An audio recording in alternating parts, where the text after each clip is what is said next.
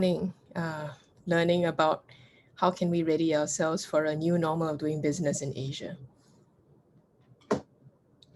So I really want to thank you for giving yourself permission and a chance to learn this morning. I am hoping you'll get as much as you can out of this. First, I have to let you know in advance that there will be a lot to take in. And the best way to use this program is to take only what you need to take care of yourself.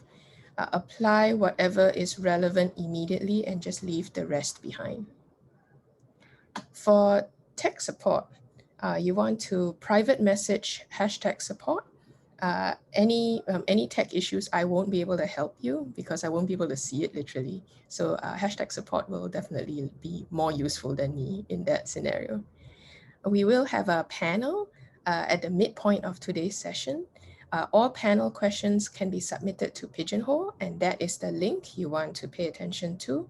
I think the support team will put that link in the chat when it's needed. The fourth thing I want to let you know is that slides and recording will not be given, but you can screen cap what you need. And if you do want to show any of your screen captures to people, do give credit to GIC, Singapore Business Federation, and the Thought Collective. That would be really appreciated. The fifth thing I need to let you know is that you might want to use side-by-side view for Zoom if you have not discovered it yet. And it would be great to have a journal with you because there will be protected time for self-reflection. Earphones would be great, but if you don't have them, that's fine, right? Okay, so let's just get into what's going to be happening today. So we're going to start the first hour. I have to lay out some context setting, and we do have to talk a little bit about what is the context, the special and unique context of a crisis, before we go into the first principle, which is take the long-term perspective. Then in the second hour of the session, we're going to do a panel, and you're going to hear from Deanna Ong, Chief People Officer of GIC, and Kurt Wee, President of the Association of Small Medium Enterprises, where they'll share a bit more about the ground reality perspectives of, okay, what does taking a long-term perspective really look like under this current crisis? What do we see, right? Are some very high value decisions that you should be focusing on. And then in the final hour of today's session, we will go into principle 2, which is focus on value. Yeah, so that in a nutshell is what's going to be happening in about 3 hours. But before I begin, let me introduce myself a bit, right? And to share with you why I am here. So my name is Xiaoyan. I'm the co-founding director of a group of companies called the Thought Collective. And we are a purpose-driven business that looks at social and emotional capacity building, right, for people and their organizations. So I co-founded my SME when I was 25. Back then it was just 3 people. So it was definitely on the tiny enterprise end. And I just turned 43, which means I've been through about 18 plus years of ups and downs and various cycles. And I've been involved, the Thought Collective has been involved in education, in design, in publishing, in food and beverage, and very recently, business and organization development. So I've definitely seen some like crazy things. And so whatever I'm teaching today, it is theory, but it is also grounded in what I have actually practiced. Today, if you ask me what I do for work, I'm a cultural change strategist. What I do is I help people and their organizations figure out the future that they want to see and how they need to change to get there, right? So I see myself as supporting organizations and people. I do not have the expert answers to people's situations, but I help people realize that the answers are within them and their organizations already, right? So I also want to introduce you, the people in this room, to each other in a sense. Who are you and why are you here? And before this course, a lot of you filled up a form to get in. And what that helps us to see is there's actually a very rich diversity of needs in the room today. So a lot of you come from very different contexts. Many of you come at different levels of the system. Some are coming at the at the top levels, directors, C-suite level, some of you are founders, so by sheer default, you become at the top level, right? Even if it's an organization of 3. Some of you come from the managerial level. You're at the middle tier of an organization, right? And some of you are coming from the executive level, right? You're entering into the system and you're doing a lot of like the production work for your organizations, right? And all of you are equally important in the systems that you come from. You also come from very different sectors, right? So there's people from trade and manufacturing and banking and logistics and construction and hospitality. And you all have very different learning objectives. There's a bunch of you who want to learn just the information of what are some emerging trends and opportunities, what is that next normal. And there's a lot of you who are looking for principles on how to think, how to manage, how to adapt, how to prepare, how to lead. So I have to say that for those of you who are wanting information about trends and all that, the panelists would be the best people to ask those questions, to pose those questions to, right? That's the reason why we have asked like specific people to speak on panel. They would give you plenty of insights on that. The main sessions are where we will be addressing the principles or the frameworks or the models of how do you even think? How do you even grasp the information you have been given? Because just because we have information and insights does not necessarily mean we know how to work it through our organizations. You need both, right? You need both. So I will again reiterate, there will be a lot to take in between the teaching sessions and the panel discussions. And not everything is going to connect to your situation. And remember, you're all very diverse situations here, right? So, but some things, at least one will. I hope it's more than one. I'm sure it's more than one, but at least one thing will connect. And that's the point. Whenever we turn up to a place to learn, look for the one or a few things that really connect your situation and immediately take that and apply it and leave the rest behind because it was not meant for you in this season anyway. Yeah, that's the best way to learn. Take what resonates and apply it immediately. The answers to your situation will lie in your curiosity to listen in for what applies, and then you go out and persist in applying it, and you will learn a lot more in the application, right? These sessions are best seen as the beginning, a starting point of you solving whatever situation you're facing, right? The answers are not going to be found in someone else, in me or the experts, if you wish to see them so in the panel. Yeah, so that would be the best way to use this course. So and let me frame up for you the context of how this even began. So this course honestly began during circuit breaker when I was thinking about what was it that I could do to help people out there in the system. I recognize that our country is going through a crisis and my skill sets are in human development and organizational development. I am good at building up self-awareness and social emotional skills and helping organizations see their systems better and learn how to lead. And one of my first clients and one of the clients which I have a special heart for is GIC, right? So, and I started to think about GIC's long-term investment thinking principles and how they were so valuable for many people out there who might be going through crisis situations, because the capacity to think in long term and to think in a very clear and structured manner about what should we invest in. I thought that was such an important principle to bring out there. And I approached GIC about whether they would be willing to, to basically sponsor the research and development of a program that we could just put out there for anyone who wanted to learn. And they were agreeable, and then we sought out Singapore Business Federation to see who else was out there who wanted to bring capacity building to their network. So this course is about me bringing some emotional and psychological scaffolding to support your next steps, right, in this crisis situation. And I'm going to contextualize the GIC's set of heuristics, and I'll explain what that means in a while, to help you work with the unknown and uncertain future that a lot of you are facing right now. And if there's any queries on like what else is after this program, what subsidies are out there, what support is out there for SMEs to take on new business practices in new regions, the Singapore Business Federation and actually many other like agencies out there are there to provide that support, right? So before we start the teaching, I would like to do a check-in. How have you been doing in your work situation under this current crisis conditions, right? We are going to flash the check-in questions right now. So this will help us to see, and it will also help you to see what's been going on for you, right? So can the team flash those questions now? Thank you. So assess it from an individual and an organizational point of view first, right? So what is the level of pain that you are currently dealing with on an individual as well as an organizational level?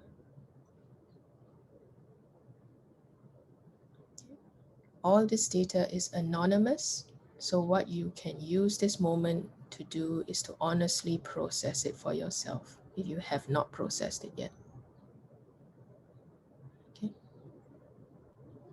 And even as you put in your data, watch the data that's coming in from everybody else in the room so that you can get a sense of where people are,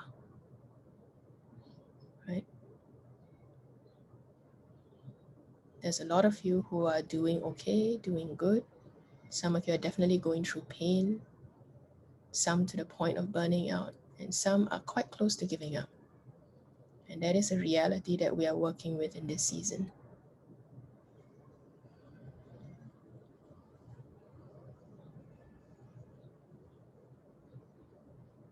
Yeah, we're going to give some time for people to put in their data.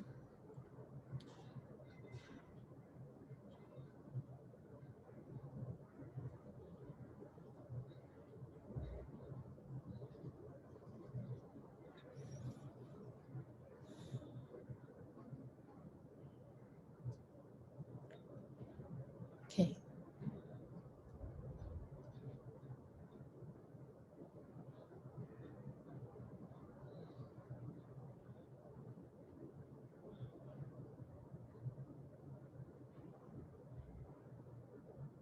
Okay, so thank you for letting us know. I noticed that the data is slowing down, so I'm going to assume that we can close the poll right now. Yeah. Okay. Now, a second check-in before we proceed.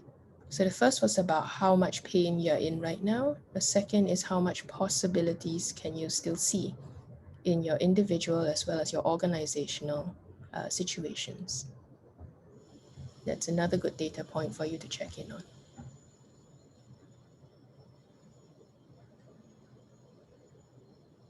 Right, so again, take time to process, right, and put in what you see.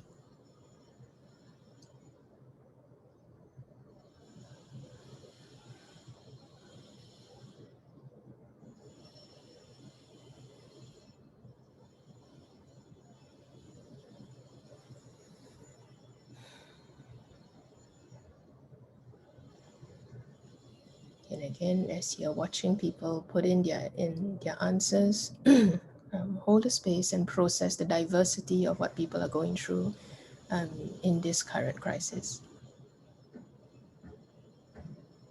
Definitely there are people experiencing possibilities, but it looks quite shaky, and there's a lot of uncertainty about that, whereas some of you are in a pretty good space, right? So the experiences are quite diverse.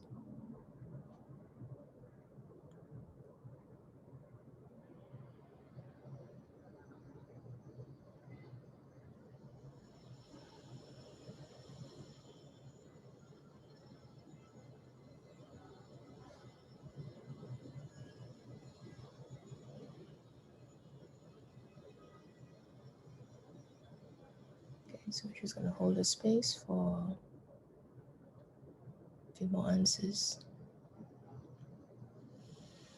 And as you're looking through these questions about pain and possibility, these are important data points to always check in on an individual and organizational level, because this tells you a lot about the resiliency of yourself as well as your org, right? And you can please feel free to use these questions to also poll your own teams and all that. That's the usefulness of it.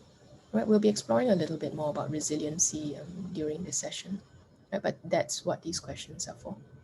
Okay, so I noticed that the answers that are coming in have slowed down, so we're going to end the poll here.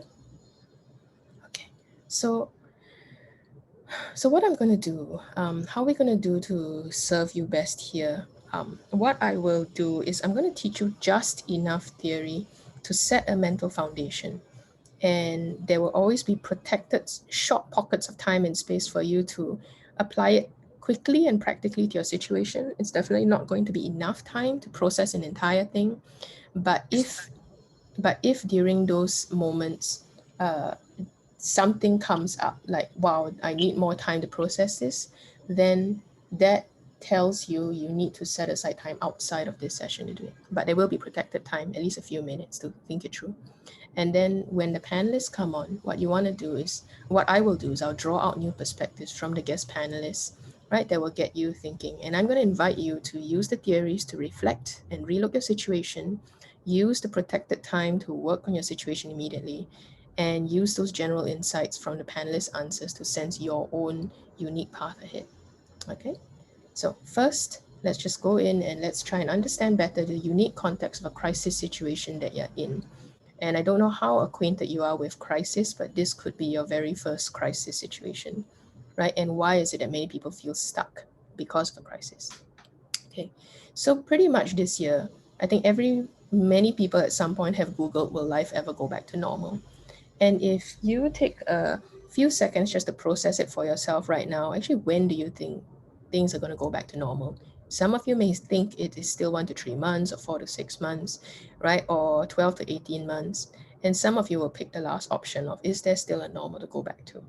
I think by the end of this year, a lot more people have picked option 5, whereas in the beginning of the year, people might still have been in optimism land at 1 to 3 months. Right? I think it's quite clear by now that things are not going back to any form of what it was before. Right? It has fundamentally changed. So even if you read this recent McKinsey report, right, and by the way, we will supply you a PDF with all links referred to so that you can follow up on this. But in this McKinsey report, just released in November 2020, right, about when will the pandemic end, it's very clear. Even if the recent vaccine breakthroughs, right, uncertainty is going to abound in 2021. There is only 2 endpoints that they put out there. One is what they call an epidemiological endpoint, right, where herd immunity is achieved. And I heard a lot of people talking about this dream of herd immunity is going to come soon because there's vaccines and all that. And many countries, not just people, are hoping for the vaccine to do the bulk of the work needed to achieve herd immunity. That said, that's very uncertain because there's safety issues, there's distribution issues, there's acceptance issues because there's anti-vaxxing is a thing right now. People are anti-vaccinations. And no one's even sure about how effective the vaccines will be. Will we need multiple injections and all that? So there's a lot of uncertainty down there, right? So if you've been betting on vaccines to help us start going on holiday by next May, I'm not sure about that. Right, the second and more likely endpoint, according to McKinsey, is we just have to transition to some level of normalcy, right? And that means depending on whether we can vaccinate the highest risk populations, whether there's rapid testing available, whether we can just improve the way we just do therapy on people, right? And whether we can strengthen public health responses, right? That's the indicators that you want to look at, because whatever it is, the next normal is not going to look exactly like the old anyway. It may feel and smell a bit normal. Right now, if you go to Shenton Way, it feels and smells a little bit normal, right? But it is not, right? Things are going to be different in surprising ways, especially the way we do business, right? That is clear, right? So the most common word that you'll hear right now of how we describe the crisis is unprecedented. It's the most overused word out there. And there's a reason for that word, because unprecedented simply means nobody has seen something like this before. Not you, not me, not any prime minister, not any like big expert. No one has seen it. Right? We all have different ideas of whether it was likely to happen, but no one has actually seen how this plays out right now. So I don't know if it encourages you or discourages you. It could be both, but everyone is equally inexperienced in what to do next. And in some sense, everyone is equally curious about what might happen. Nobody has the right answers. There is no right answer of what to do next, right? There's only good enough answers, or like the most serving or helpful answers, but it's definitely not going to be the right answers, right? And if you are addicted to the right and perfect answer, you're going to feel very, very stuck. Now, this, so I work as an executive coach as well, right? And I can tell you that this is a very simple looking equation, but it's immensely, immensely helpful. Whatever you're doing for work, right? There's definitely a result that you're trying to get. And you can hear it when you talk aloud about, oh, I want to get somewhere, like I want to go here, right? This is the result I want, the outcome, the targets. There's a result that you want. And you probably associate a certain set of actions. I need to do this, then I'll get it. If my people would do this, they would get it, right? And this is how we've always done it, and we've always gotten great results, right? This is a natural equation that a lot of us have in our head. And this equation is fine, right? But you're going to reach a point where this equation will not work anymore. And it doesn't even have to be a crisis for it not to work anymore. You just reach certain moments in your life where, how come the thing that I do is not getting me the result? Or how come other people are getting that result? What is it that I'm not doing here? You have to learn to pay attention to the moment you recognize psychologically that this equation is not working anymore, right? That's when you are stuck. And in a stuck moment, you must always coach yourself to take one step back and recognize what the equation was always about, which is, how am I seeing this? How am I seeing myself? How am I seeing my organization? How am I seeing the sector? How am I seeing the pandemic? Whatever it is, there's something that you are seeing or not seeing, and there's something that other people are seeing or not seeing. And that's why we're all doing different things or getting different things, right? So whenever the equation breaks down, the first and most useful question to ask yourself is, what am I seeing? What am I not seeing here? And this is important to nail. It looks very simple, but it will help you a lot, because if you can step back to find a new awareness for yourself, you automatically open up a new choice. It is awareness that begets choice. It is not information. Information sometimes leads to awareness, right? But I can give you all the information in the world, and sometimes you still don't see what you need to see. So awareness is different, right? Awareness is you see something about your situation, right? So we cannot choose what we cannot see. We cannot change what we cannot see, right? And no coach or expert in the world can help you see something that you refuse to see, right? Only you have the master of that domain, right? You have to be prepared to see something that makes you uncomfortable or uncertain. And we all have our different strangeness inside us that stops us from wanting to see things. Okay, but what I want you to appreciate is that there is a range of what you see and what you don't see.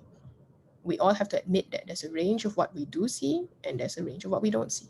And that will always affect the range of what we do or don't do, and thus what we get and don't get. So what can profoundly paralyze you, and this is really important to get across, is when you frame your choices of what is the right thing to do here and what is the wrong thing to do here. It is not that there's no such thing as right and wrong. There is. But if you recognize one big reason why I'm getting stuck is I keep thinking about what is the right and perfect thing to do. This, by the way, is one of the most paralyzing frameworks in a crisis situation, because in a crisis, sometimes there's just no right decision, right? So what you want to do is learn to reframe your choice as, let's put aside right and wrong for a short while and just ask myself, what would give me life right now? What would bring my organization life? What would bring me life? What would bring this project back to life? What would bring this product line to life? Whatever. Use that framework of what will bring back life. and what will definitely kill me or kill the project or kill the team or kill this product line, right? Thinking in terms of life and death. I know it sounds very dramatic, but it works to get you out of the right and wrong mentality. So learn to frame it that way, especially in a crisis situation, right? So at this point, let me give you about 5 minutes just by yourself, right? So I just threw in a bunch of things at you, right? Let me give you 5 minutes to just process this for yourself, right? If you have a journal, work through these questions right now, right? Don't overthink it, just go by instinct. What have you been getting out of this year? Do you like your results? What have you been doing or not doing? Do you like your actions so far? Just do a quick diagnosis, right?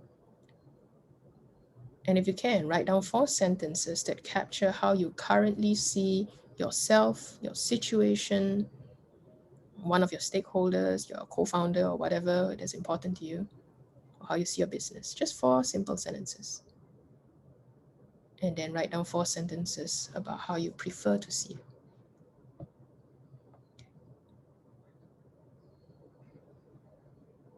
So give yourself time to process this for yourself.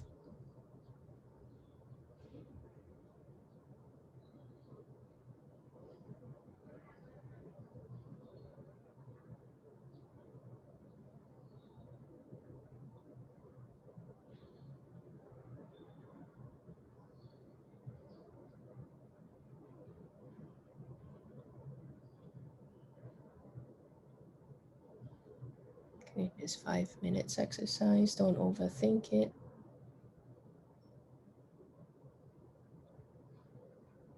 Just go with your instinct and surprise yourself by what comes up.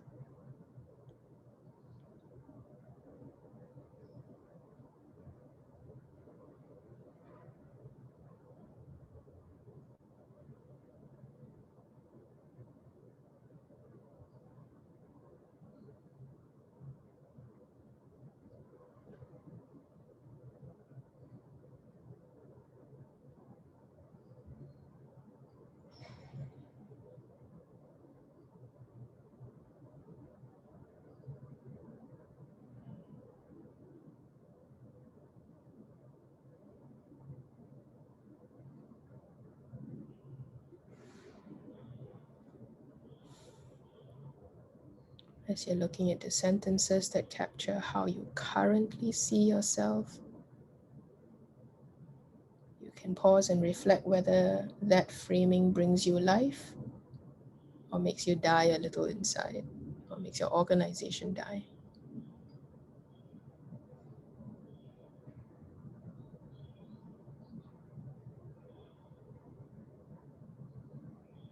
And as you look at the sentences that represent how you prefer to see yourself or your situation, consider whether those reframes bring more life to you or still leave you cold.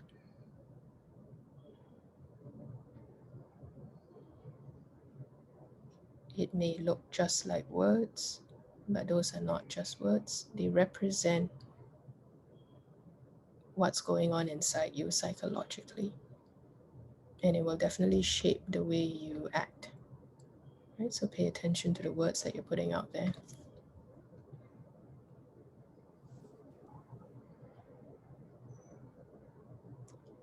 Okay, so I'm going to pause you at this point. Thank you for giving yourself time. Now, I recognize that it is not sufficient to process what could be quite a heavy going year for you. Use these short bursts as a reminder to yourself that I think I might need more time to investigate these questions. So please screen capture these reflections as well if you need it. Okay?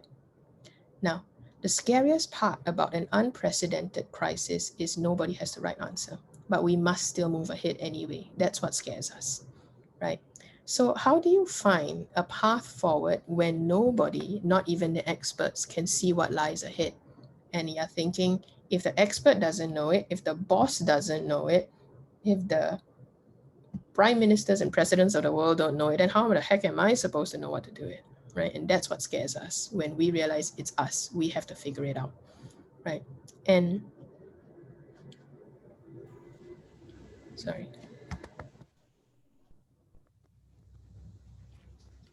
can you see the screen? Because something seems to have happened. Yeah, sure. Your screen is off right now. Okay, hang on, because I'm not sure what has happened here. Hang on. Okay. Computers. Such a wonder in the world. Okay. All right. Hang on. Okay. All right. Okay, let me put this back. All right. So, an unprecedented situation, right? A crisis, right, is largely a mix of chaos and complexity, right? And this is important for, I think, for business people, especially leaders, to understand this, because it's only when you can distinguish what the situation you're dealing with, then you can distinguish what is the approach you need here, right? So look at the y-axis. Okay, it is represents level of agreement between people. Very low agreement, very high agreement. And look at the x-axis as level of certainty we have about the situation ahead. Very high, very low. Okay, so some of the situations you're dealing with at your work right now fall under a clear category of it's very simple, it's very obvious, right? And what makes it simple and obvious is the problem and solution is super clear, even to an average person, even to most regular people. In that situation, right, all you got to do is just sense what's the issue, categorize what's going on, and then just respond. And there is technically one right answer in this situation. And all you got to do is just search for whatever best past practices are already out there and then just do it already. You don't need to overthink, right? But if you're facing a complicated situation, and what makes situations complicated is when we're starting to not agree with each other about it and we're not always very certain about what's going on. The problem is still clear enough though, but the solutions seem to be clear mostly to people with a lot of expertise or a lot of experience, and they seem to know what they're doing, right? In that scenario, you have to sense, you do have to take some time to analyze it a bit before you respond. And that analyzing period, right, that's where you need to investigate the many right answers out there. And this is about, it's not one right answer, there are many right answers. And this is where you want to search the realm of expertise and follow expert practices and all that.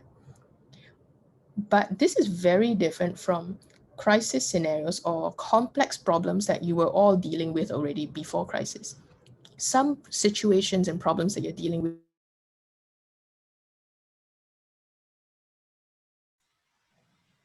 I think you're muted. Yeah, you're on mute. You need to unmute yourself.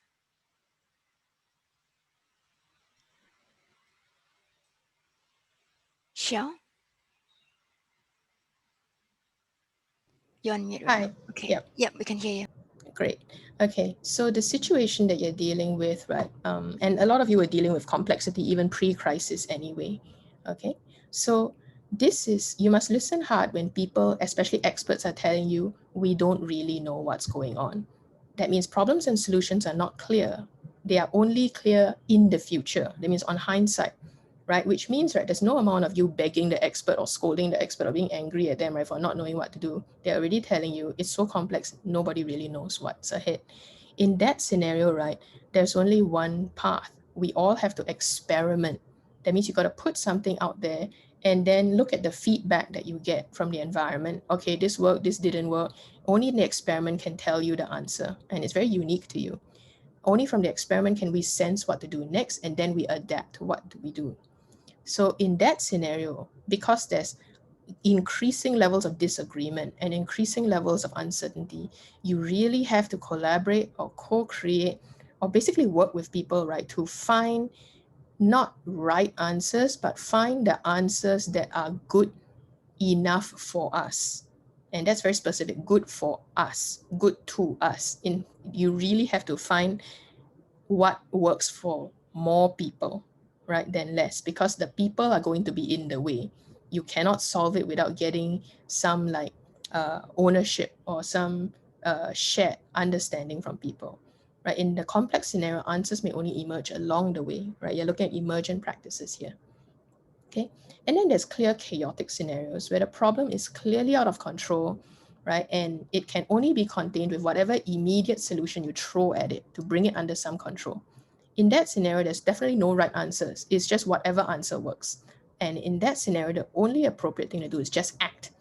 You act first, think later, right? You act, then you sense what happened from your action, and then you respond, right? That may feel to you like isn't that irresponsible? In a chaotic situation, that is the most appropriate response. You have to take charge and do whatever works, whatever is good enough to keep us alive answers for now, and then you just work with whatever novel practices that comes up. And I find that this is a very important distinction. Like, am I dealing with a simple situation, a complicated situation, a complex situation, or a chaotic situation here? What exactly am I dealing with? And my guess, especially if you're in a leadership position, is you're dealing with multiple situations, and it's called all of the above, right? And if you can separate out the situations that you're dealing with, then you can separate out your approaches and not beat yourself up for like, I'm approaching one way and one the other way. That is exactly what the realm of work looks like for a lot of us in crisis. See, crisis uniquely triggers the chaotic part, and of course, a lot of the complexity part, right? Okay, so again, I'm just gonna give you a bit of a pause here just to process out, right? Or take a screen capture of what exactly am I dealing with? What have I been dealing with? Okay, so again, don't overthink it. Just like sort of roughly categorize it for yourself. Okay, just roughly categorize it for yourself. Think of the various nonsense you've been dealing with at work.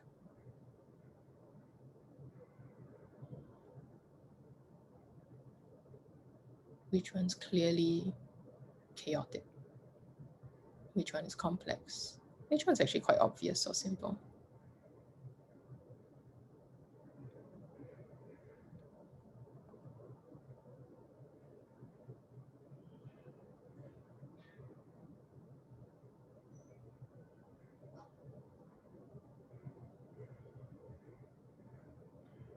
Okay, so I'm going to hold the space for a bit more time, roughly categorize.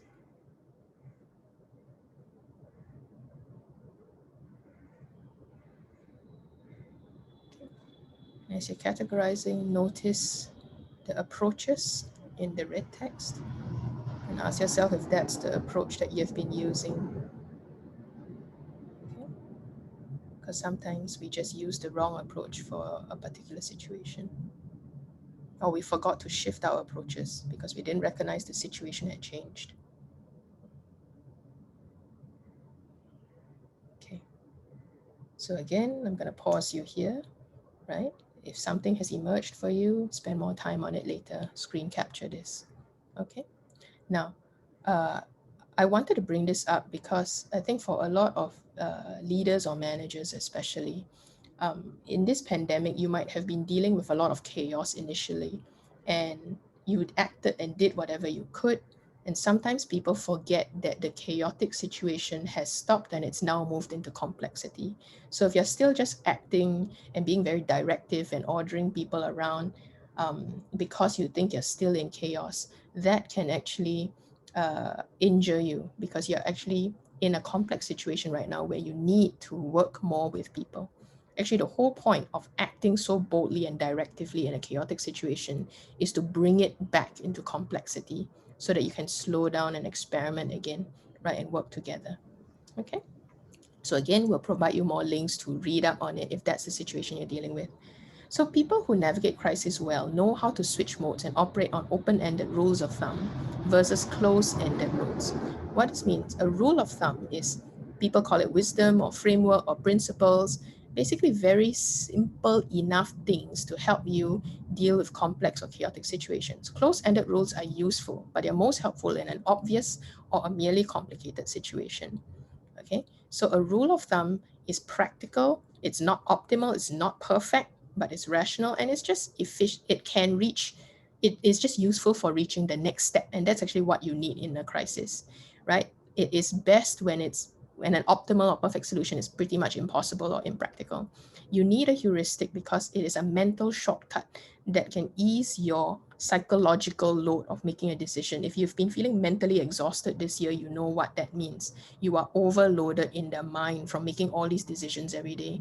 And heuristics are very helpful for taking off some of that psychological burnout that some of you are going with, right? If you are prone to analysis paralysis, right, you need a heuristic to bring your mind back to life. Okay, so many people actually use rules of thumb or heuristics, right, to get them out of unpredictable or uncertain situations, right? Especially when the normal rules don't apply anymore, and every moment is about finding that next normal, right? So, for example, if you're an American Marine, right, and if you plan your battle plan very well, right, and if everything breaks down, then all the soldiers know a very simple heuristic: capture the high ground, stay in touch, keep moving, right? So it sounds very simple. How is this going to save people on the battleground? It does, because they have no time to think. They just have to think in heuristics. Have I captured the high ground? Have I stayed in touch? Am I moving or not? If not, keep moving. Quick, stay in touch. Keep capture the high ground. And it just shortens the psychological work that you need to do, and it keeps you moving. If you're a climber, you know the simple heuristic is have 3 points of contact. Rockfall, never mind, just make sure you have 3 points of contact. What? The cliff has collapsed, make sure you have 3 points of contact, then you won't fall down, right? So when you look at these investment principles that we are going to communicate across, right, think of it as a set of heuristics that can help you climb out of the crisis and navigate the battlefield when your original battle plans have fallen apart, right? They are not right answers. They're a set of context lenses that you can wear so that you can see your choices anew in this crisis, right? So the first lens, right, is long-term thinking.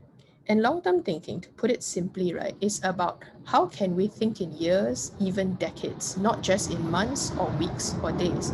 And this is a huge competitive advantage, right?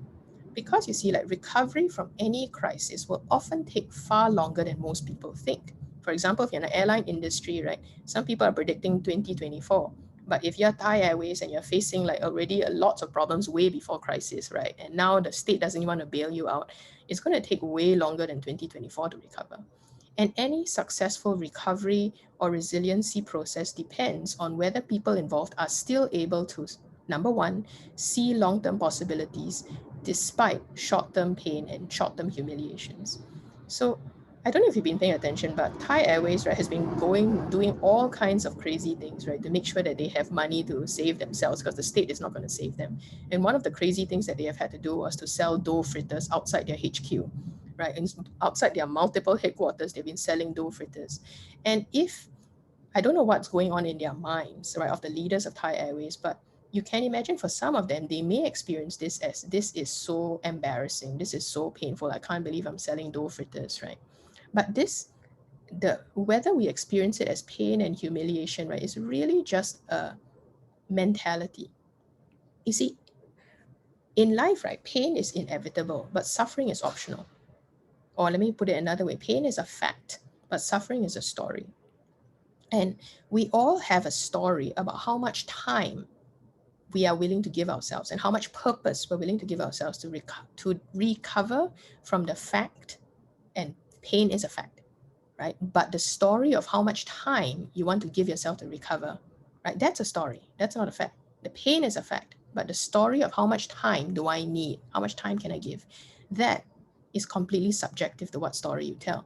So if you see your life or your work or your business as a sum of short-term purposeless events, right, then you will make hastier choices, unwise choices that end up causing you more suffering.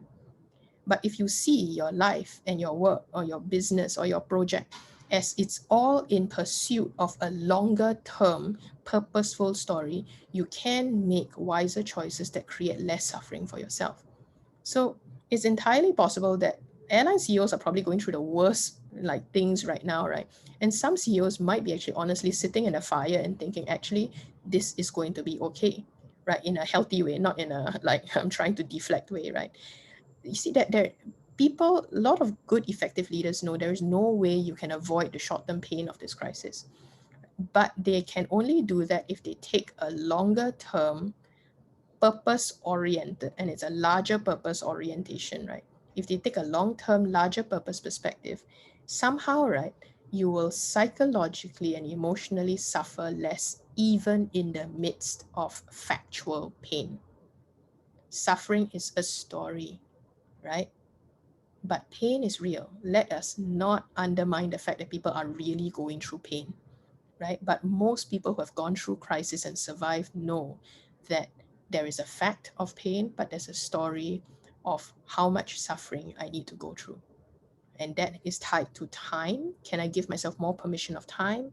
And can I give myself more inspiration of what is the purpose of?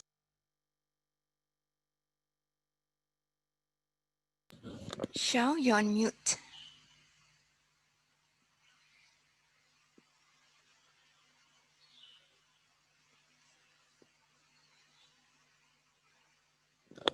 You're still on mute.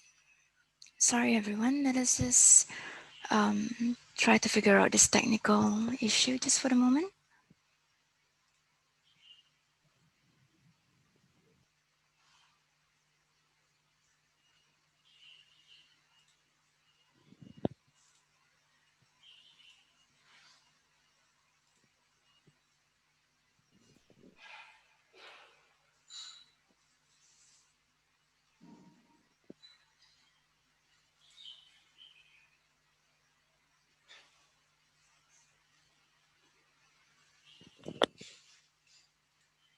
Okay.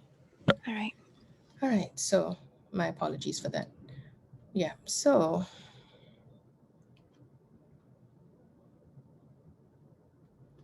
all right. So the importance of giving yourself more time and more intentional purpose, right, is it helps you to persist on the road of recovery.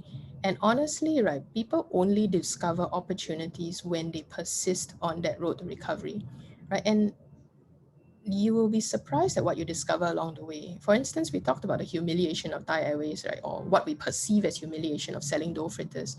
What you may not have read is that those dough fritters are making Thai Airways close to $500,000 a month. That's like crazy. And I don't think they would have ever seen it that way or predicted that way. And that's the crazy thing. It's quite unpredictable what the future holds. And you can only figure that out along the way if you're willing to step out and experiment or just act, right? Which is what you do in complexity and chaos. You just experiment or you just act, right? And you'll be surprised at what you find along the way. Okay. So the long term, all right, being able to survive the long term is not the same as running through a series of short terms, right? Some of us are very, very good at sprinting through problems, right? Where we have a healthy impatience, we are speedy in the way we resolve problems, and we are singular in our focus. And that can be very, very helpful. Marathons are very different. They require patience, stability, and an enduring purpose in the face of pain. And what you need to understand is that we will need to sprint from time to time in our work and in our life, but life and work overall needs to be run like a one long marathon. Okay, you need both skill sets, and in a crisis, you're going to need that marathon skill set. This whole year has probably been like a marathon for a lot of us, right? So, what does it mean to run a marathon, right? Or long term thinking? It means, right, that you want to consider both your present pains and your future possibilities. You have to hold it with equal weight. They are both equally important to consider. And this is crucial. In resilience research, right, this is one thing that researchers know us is true, right? Some of us are born into families, and this becomes our own habit, where we have been fed an ascending narrative about life, right? Which means like life is always on the up, it's always wonderful, it's always going to be great, there's always going to be possibilities, right? That's called the ascending narrative. Some of us are brought up in cultures or families where we're constantly told a descending narrative, which means like, oh, always look on the downside, like there's never anything good. Even when something good happens, something it's bad. Life is always full of pain. And what is surprising is that if you've been brought up, right, with either the ascending or the descending narrative, you are not going to be resilient, because these two narratives are essentially dishonest narratives. They do not produce resilient people, right? And what researchers have discovered is the people who survive are those who have either learned from their families or they learned themselves over time that the truth of life is it is an oscillating narrative. That means there will always be ups, there will always be downs. Sometimes the downs are really bad, sometimes the ups are not as great as you wish, But generally, there will always be an up and a down and an up and a down. That means if you're down, there will be an up coming soon, right? So the other crucial narrative, right, that is in the oscillating narrative is because we don't know what will come, right? We know we will always need each other. We know we need each other to make it through. And this is very important, especially if you think about it from an organizational point of view, right?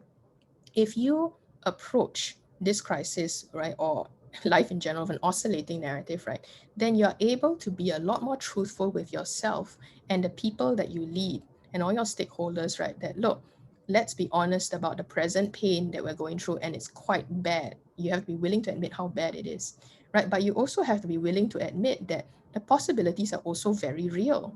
And sometimes admitting that there are possibilities is equally scary because it means that you could work for it or you could have it, right? And we as individuals will have our own strange issues, right, with whether we find pain or possibility more acceptable or easier to process. But resiliency comes from accepting that both are equally important to pay attention to, right? And if you can appreciate that life has pain and life has possibility, you will definitely seek other people for help and support. People who lie to themselves that life is always going to be great for them, why would you need anyone else? Life is always fantastic for you. And of course, if you tell us about a descending narrative, then why should I need other people? My life sucks anyway. No one's going to help me, right? So it is people with the oscillating narrative that actually are the best at working with other people to fix, right, the problems and what are the solutions that we need, right? So once you see, and one of the best parts about living in the context of Singapore, right, is this country understands crisis. We were born in crisis, right? And when you can focus on a long-term perspective, right, when you think in terms of decades, like 10, 20, 30 years down the road, what it helps you to do is it is much easier to forego short-term gratification. It's much easier to endure short-term pains, right? And it is much easier to work with resources that may be limited in the short term, right? It doesn't mean that it's not painful. It will still be painful to forego short-term gratification or endure short-term pains or work with limited resources. Of course it sucks, right? No one likes that. But if you have a story that there is something in the long term that you're working out towards and you're willing to give it 10, 20, 30 years down the road, right? You suffer less. It's still painful, but you suffer less, right?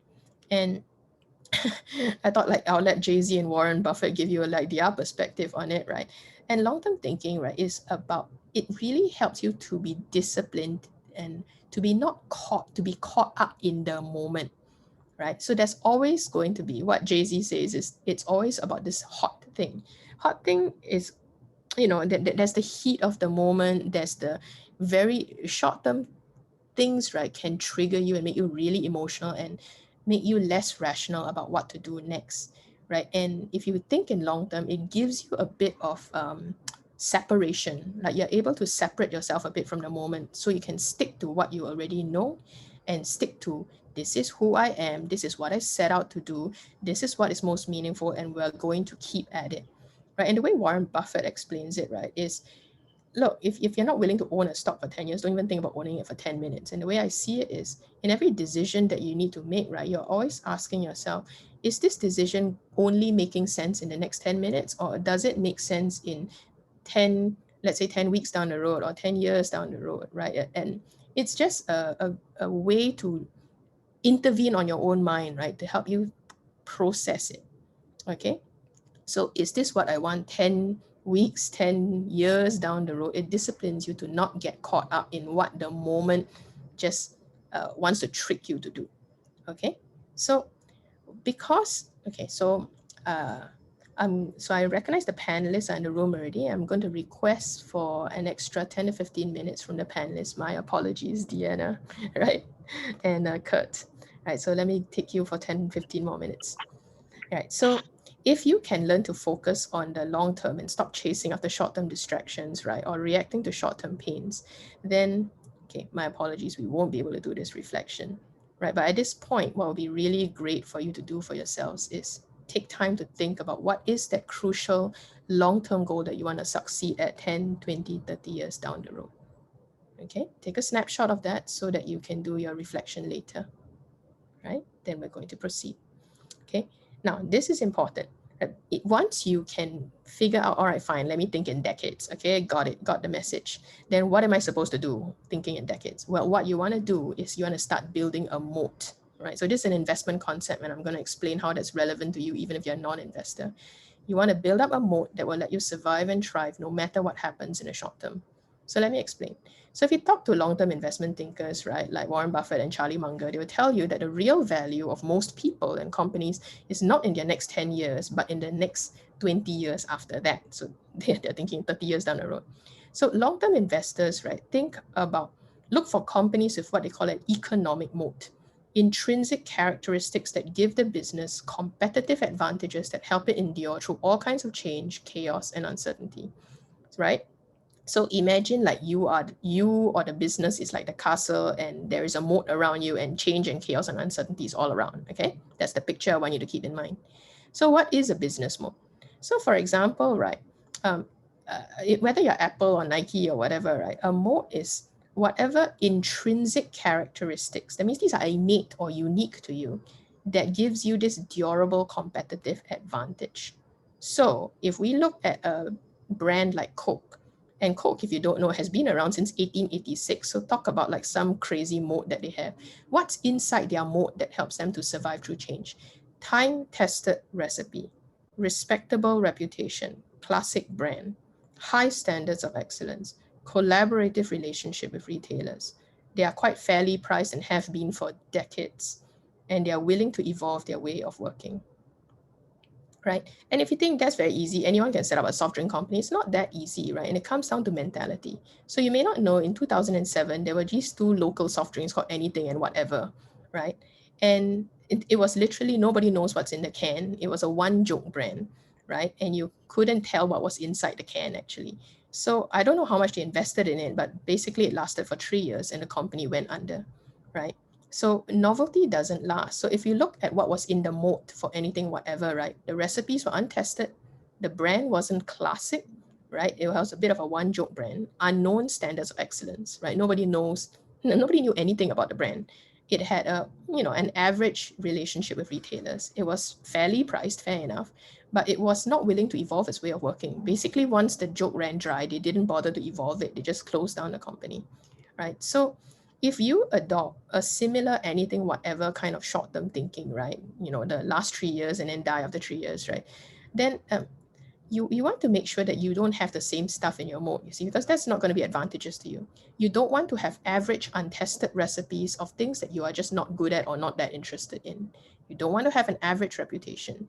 You don't want to have average standards of excellence. You don't want an average relationship with other people. You don't want average attitudes about pricing and money and profits. And you don't want this unwillingness to evolve your way of working. It looks very simple, but you'll be surprised at how many people don't pay attention to that. That's actually the stuff that helps you last for decades, right? These are things that you actually already know, but we don't put that much importance on it, right? So you want to build up all these, like, you want to invest in these things. This is stuff that long-term investors look for. Like, does this person or does this company test out recipes that they are uniquely interested in and good at? Do they have a decent above average reputation? Do they exhibit classic timeless values? Do they have high standards of excellence, or higher standards of excellence at least? Do they have a collaborative relationship with others? Do they have exceptional dealings with money and profit? Are they willing to evolve your way of working? These things are timeless and they survive any crisis, right? And you kind of want to put your bets on that, right? Now, what is less talked about is what goes into a personal mode. So that was very professional and business oriented mode, right? Now, you can also invest in your own personal individual mode, right? And these investments will compound over time and pay off in the future. It will pay off in decades. And what will surprise you is that the personal mode, and this is taken from a blog of a long-term investor, right? What goes into the personal mode is surprisingly affordable. Every one of us can afford it, right? We just don't put so much. We look down on it even, but this is very valuable stuff. Number one, get sleep, right? If you can sleep, you think better than most other people. People who are sleepless tend to make terrible decisions, right? You want to make exercise your priority. You want to build a personal network, right? You want to hone the specific strengths of your specific personality. And we will talk more about strengths tomorrow, right? You have particular mental models, ways of thinking, how to learn. These are things that you can invest in, right? And what is surprising, right, that made number 5 on this guy's list is gratitude. And it's important. I know it sounds like Care Bear for some of you who are super practical, right? But gratitude is such a key emotion to learn because it is what helps you make sense of your past, no matter how bad or painful it is. And it gives you enough peace to operate, right, optimally in the present. And it helps you to still see that there is a vision for tomorrow. So gratitude is extremely important to learn. It's not just a funny Care Bear kind of emotion, right? It is extremely practical to learn how to be grateful, right? Now, so how do you build up that moat? So this year of all years, people have been talking a lot about mental and psychological and emotional health, and that's really good. You can help yourself survive uncertainty and chaos and change. Especially if you're a leader, you want to first set aside time to take care of yourself. Sleep, exercise, eat properly, take time to rest, take time to play. If you have a spiritual practice, please take time to pray or meditate, right? That really, really helps to restore you, right? And please don't forget to have energizing, encouraging human connections. I cannot express that more because if you surround yourself by people who take away energy and discourage you, you are not going to survive well.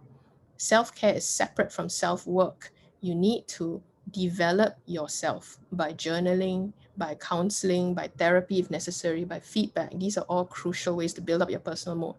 You want to train yourself in social and emotional skills, right? And you want to invest in lifelong learning. What you're doing right now is a form of learning. Get new skills, get new perspectives. A personal moat is built through self-care and self-work. You need them both. Yeah, you need to take care of yourself. I know a lot of you are investing in your systems and your teams and your organizations because you're responsible and hardworking, but you need to be the very first system that you work on and take care of. If you burn out, the company burns out. Take care of yourself, right? Please take a snapshot of this because I think some of you need to hear that, right? So let me end off with what are some challenges of taking the long-term perspective before I turn on the panel at 10:15, right? So what are some challenges? One is very clear. Taking the long-term perspective doesn't mean you become this super big stubborn person and you never change your mind. If you get new information that tells you that, hey, sorry, that long-term thing that you picked was a stupid choice, right? Then change your mind. It's okay to change your mind, right? Long-term perspective doesn't mean be stubborn. Avoid this thing called sunk cost fallacy, right? Sunk cost fallacy means sometimes the more years or time or money or energy we invested in something, right, the less willing we are to give it up because it's like a bad relationship. I know they suck, but then I really gave them the best years of my life, might as well give them some more, right? So sometimes you have to break up with a bad long-term goal, and sometimes we just didn't know any better. But if you're getting consistent new data points from diverse sources that tell you it was a stupid choice, then don't be stupid, right? Don't be stupid. The second thing is long-term goals, right? Those are great to set, but don't forget to set up systems to support your capacity to get a goal, right? This article will give you the link. It's a great one to read, but let me sum it up for you. Goals are good for setting a direction, but systems are best for making progress, right? You see, everybody can declare a great goal, but not everybody achieves it. And that's because the goal wasn't backed up by a system. System means a system of continuous small improvements that will help you achieve your outcomes. Actually, that makes a far bigger difference than goals, right? You need continuous small improvements. Basically, you need a process that helps you to continue playing the game. It's all about the process of endless refinement, endless improvement, and your commitment to the process will actually be far more important to helping you determine your progress, right? So in this crisis, if you are constantly refining and improving, right, and you are picking a big purpose to play towards, right, you're just always improving it. You would be far better off than someone who anyhow, like just let's declare a goal and work at it. That's actually a very sprinting mode of thinking, right? System thinking is more like marathon running, right? The third, right, that I have to put across is once you commit though to starting to, all right, I'm taking this long-term thing, seriously.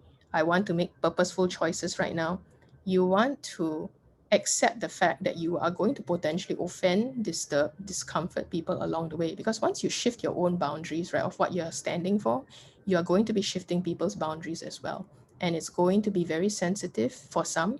There's going to be tension, and you want to use permission to negotiate with their boundaries, right? The rule of thumb I would give to you here is speak clearly but kindly into the tension that will naturally arise with others. Don't be nice. Nice is often our excuse to be unclear and unkind. In this crisis, you need to get very clear with people about what's going on. You need to be very clear with people about what is needed to be done, but you can be clear and kind. Don't bullshit people, right? Don't be nice to them and protect them from the truth of what's happening. You have to speak the truth, but you can speak it very kindly, right? But don't be nice if you feel niceness is just you being dishonest, right? Crisis demands leadership from us, okay? And what leadership is, the best definition I've heard of the difference between managing and leading, and both are necessary skills. Managing is all about, let's just work within the boundaries. We don't question it. We don't move it. There's more than enough work to be done within the boundaries of our organization and our project anyway. But the work of leadership is to dare to look at the boundary and say, we need to work on it. We need to work at it. And if necessary, let's work through it and change it. And that is actually very discomforting, difficult stuff, right? And crisis will demand not just management from you, but the capacity to lead others, lead yourself, lead your organization, to start to challenge some of the boundaries that we set on ourselves, on our teams, on the projects, right? On everything, right? So in a nutshell, right, how are you going to sustain your efforts to take this long-term perspective? I'm going to leave you 4 before we go into our panel, right? So just to reiterate, number 1, keep building up that professional and personal mode. Recharge yourself by self-care, redefine yourself by self-work. This can also be applied to organizations. Keep building up your organization's professional mode and the human mode, right? Learn to take care of people and also learn to work on the people. They need to improve, right? Second thing you want to do is be open to changing your mind and your choices whenever you get new information. Long-term thinking sometimes is people's excuse to be long-term stubborn, okay? It's not about being long-term stubborn. You must change your mind when the data shows you change your mind, okay? Remember Charlie Munger's advice, you will survive if you are consistently not stupid.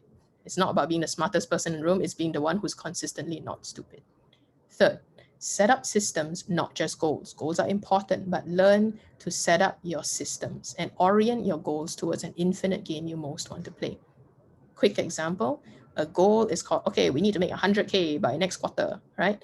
But a system is, okay, how am I going to get there? It could be, let me teach and encourage my sales teams every day, right? That is a system, right? That can help you achieve your goal. But your goal is not going to happen if you don't have a system, right? And you want to declare what is an infinite game that you're all playing, which could be, I want a learning, happy, growing organization, right? Because people will stay, right, if they sense that you're playing an infinite game, not a short-term game that's going to burn everyone out, okay?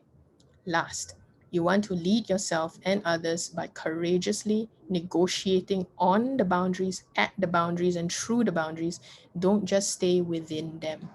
Crisis management is necessary, but crisis leadership is also necessary, and you have to learn how to do both.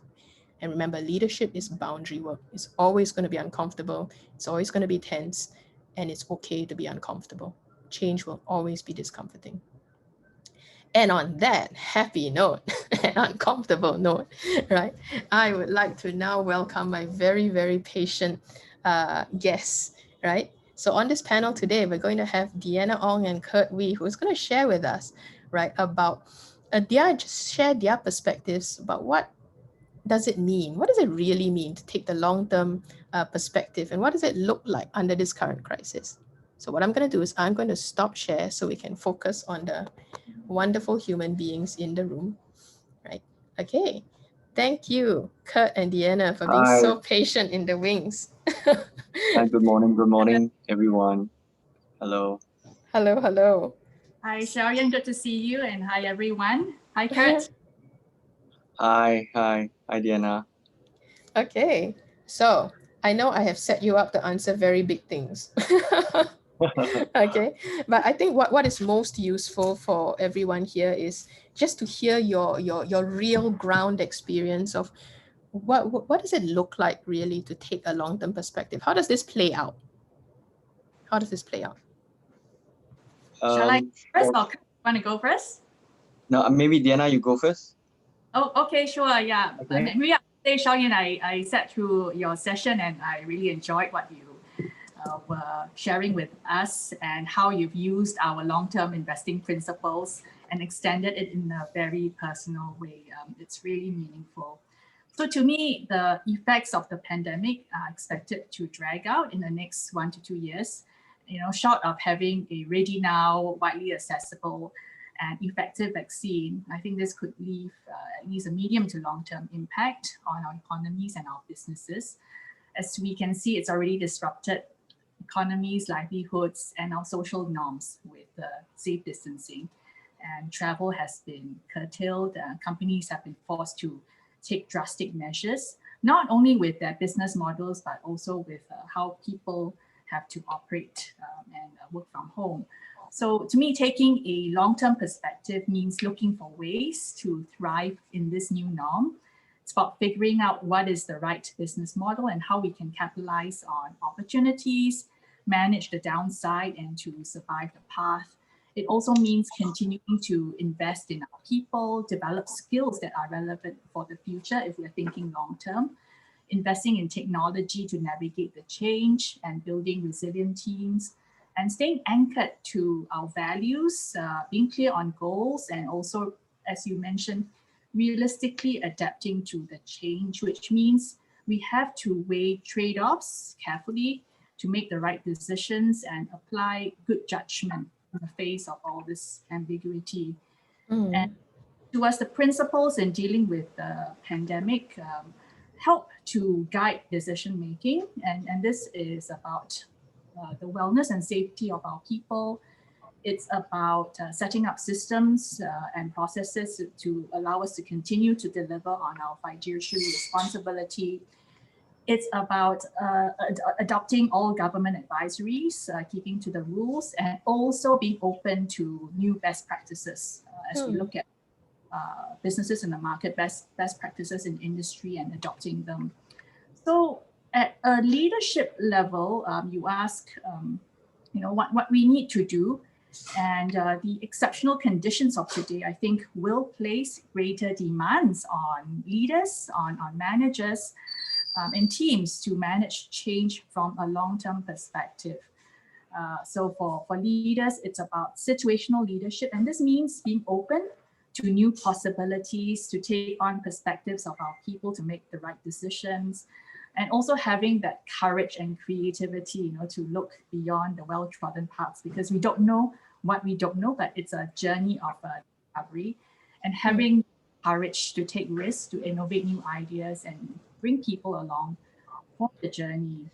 In relating to others, I think we also need a lot more empathy to build resilience in our people, because at times of high stress, this is where we need to extend greater care and understanding to enable people to be at their best, not just in the workplace, but also at home, and equipping them to manage that stress, to navigate challenges, and also learn along the way. We talked about how you create that environment, and I like what you said about setting priorities, because we can change our mind along the way, and we will, because new options become available. So this means having that clarity so that people see a clear link between what are the action plans for delivering on goals, which might have changed, what success looks like in a new norm. And also having systems, right, to achieve these outcomes.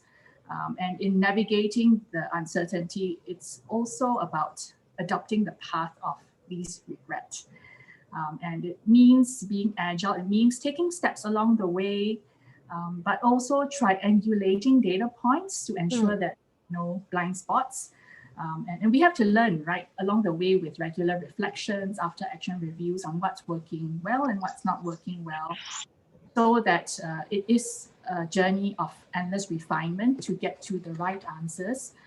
It also means having honest conversations with our teams and people we work with, not holding back the bad news, but being equally honest on the good and bad news, so that it supports great feedback to make the right decisions.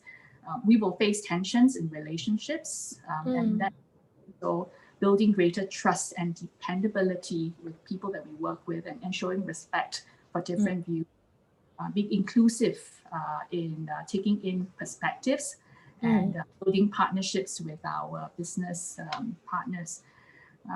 I think a lot about the team energy, because this is an important aspect of resilience. And we think about energy, not just in a physical sense, but also how we can grow mental energy, how we can also develop emotionally through relationships, and aligning the purpose to the organizational mandate, and then also to the personal priorities, because with good management of energy, it allows us to target what we need to do and deliver high performance. I think with people, and especially at a time like this, there is a need to move towards hyper personalization in the way we communicate. And you talked a bit about that in building a personal mode. So we've tried to boil it down in very simple terms for our people. So we call it ABCDE. A is about being adaptable, adjusting where needed, because we expect circumstances to be changing. So we have to continuously adapt to new working styles, and have the courage to keep an open mind to embrace different experiences. B is about balance, and balance is about setting boundaries for ourselves, managing the work-life harmony. And it also means that, when you work from home, you need to know when to switch on and when to switch off, and check in on the well-being of colleagues, and being sensitive to other demands of their time.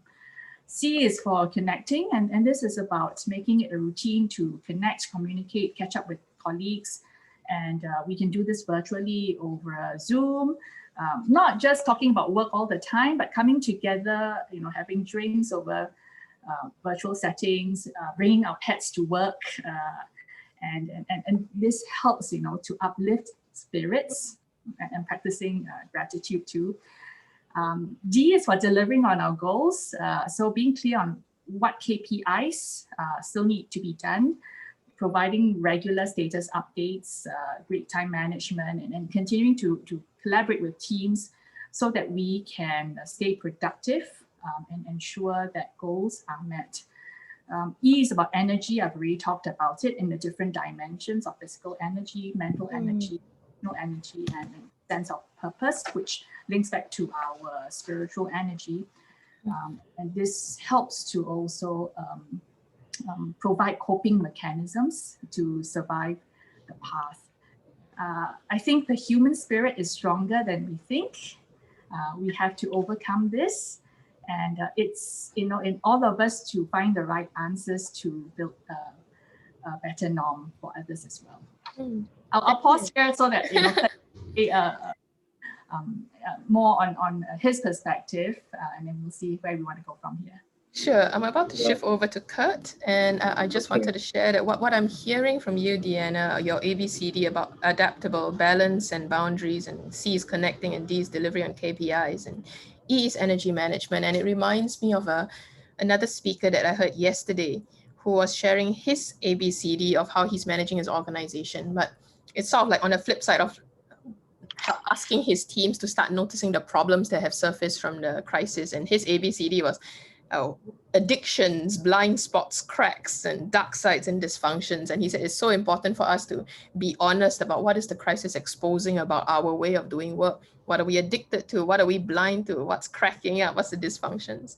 And I love that you actually need like this ABCD of problems and ABCD of possibilities, right? So it's all for easy recall. So when you have this ABCDE, you can instantly just take it up, and it serves as great reminders on how you can stay on track. Yes, so for those who are listening on this call, what you are hearing is a heuristic, because you need an easy way for everybody in your organization to grasp what the heck is going on, and they cannot remember. Everyone's mental bandwidth is super small right now, right? So at this point, I'm going to transition to Kurt, right, who's going to talk more on the business readiness angle, right? So what do you see, Kurt? What's in the, how do we manage for the long term? I think when we think of businesses long-term COVID, what comes to my mind really is two things. I think about the appreciation of economic cycles. Okay, we seen financial crisis 97, 98, 08, 09. Then we had the European crisis, I think in 11, 12, and then now we have the withstanding long-term cycles really, I think, starts with someone's ability to sort of see a perspective and understand that there are long-term cycles. But amidst the long-term cycles nowadays, recovery cycles are also quite fast. Recovery cycles tend to be span of 12 months to 18 months, right? So taking some of these perspectives, whether it's COVID or financial crisis or whichever it is, we have a very, very proactive global central bank system, very, very proactive global banking system and government response and business response to crisis. And I tend to be a bit more optimistic in global recovery to crisis. I think business cycles get shorter. Crisis cycles are also probably accelerated because of technology, because of knowledge, because of information sharing. Taking long-term perspectives also brings me to mind various experience of some of our Singaporean enterprises. There's a company called Bestworld, one of it's a multi-level direct selling company in Singapore, founded probably over 20 years ago, and when listing at 35 million market cap, hit a high of 1.8 billion last year, got whacked by short sellers, suspended at 900 million market cap. But in the meantime, their bottom line went from 75 to 100 million amid suspension. And so then there's the case of very traditional companies such as Old Chang Kee, right? That started as everybody's talking technology and what's sexy and what's out there and fintech, but people tend to forget how to think small so that they can scale big in the long-term cycle of things. And the example of Old Chang Kee, I always something very close to my heart, how a hawker store that probably make, let's say, an average of $5,000 per store or per modular unit, they systemize it and then they scale it over time. All these takes entrepreneurship, commitment, vision, decision, ability to withstand a grit, to withstand a crisis, and have that belief and leap of faith that you are building something and you will get somewhere. So for me, that seed of belief, that ability to take a leap of faith where all the analysts are telling you all the facts that you're unlikely gonna make it, right? Yet you have to surmount the challenges. Yet in the business environment, most of the time when people say things that can go wrong will go wrong, and you are the optimist that are gonna surmount that, right? So that human spirit is really, really vital as well to me when you want to take the long-term perspective of things. And actually, I think in Singapore, we've got a lot of entrepreneurial examples of how people have built successful enterprises and organizations over time. Who would think two sons helping the mother in a shoe shop would become over $1 billion valuation Charles & Keith today, right? And so it really takes a belief and a commitment for me to begin with. And you know what Sharon shared about your ability to more be practical and to tweak along the way. And of course, from the business perspective, you must have 手段, but not in a not in a not in a bad way. You must have skillful means in how you approach your pathways and how you develop things. Sorry, Now, Kurt, could I check in? What is 手段? My Chinese is very bad. 手段 Yeah, what is that? is like you must have I don't know if scruples is the right word, but in a positive way. Okay. You know, yeah, and you know, amidst the COVID and amidst the crisis, you know, it's a global response. It's a global response. Sure, there will be entrepreneurs that will be weeded out in the system, but I've also seen in this particular crisis how a lot of entrepreneurs, I guess the positive part of COVID that forced them to have that accelerated transformation in digitalization, in leading up to the necessary cost levels so that they can survive. And guess what? Everybody was talking about 2022. In some of the frontline sectors, people are still talking about 2022.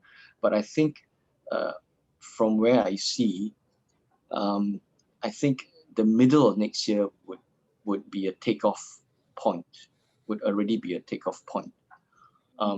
So you know, having a long-term perspective, but also an appreciation that response to situation at a global macro situation, even the response cycles are shorter, right?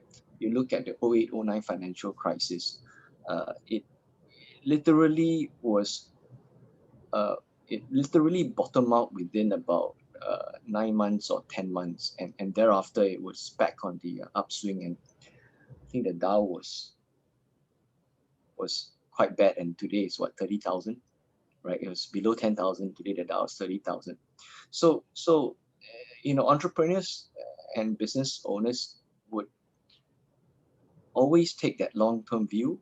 There are of course also entrepreneurs that may not be that strong in strategy, and then they take a shorter term view of things. But I have seen that people who build serious enterprise value, they take a very long-term perspective of how they're going to build it, and they are prepared to start small. They are then able to modularize that micro or that small unit, and then they then have the matrix to then be able to duplicate and scale that. So that's really been my view of when we talk about business perspective, long-term perspective amidst crisis, not to be too beaten up, but really looking at a fair perspective, a fair balance between crisis and recovery, and not to be too pessimistic, but you know, of course, entrepreneurs tend to be optimistic, but not to be too pessimistic amidst crisis as well. The grit is important. That continued commitment to that vision is important.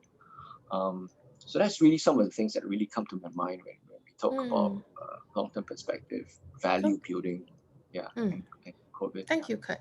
I'm looking at Pigeonhole right now. I got some questions are emerging there, and since you made some references to keeping it small and micro, we have a question from Gary which has 8 votes on it. Can you share your views about the future of micro SMEs, like in next 10, 20 years in Singapore? Like what's your take on it? Yeah, so you know, we have at the Association of Small and Medium Enterprise SME, where we represent the SMEs.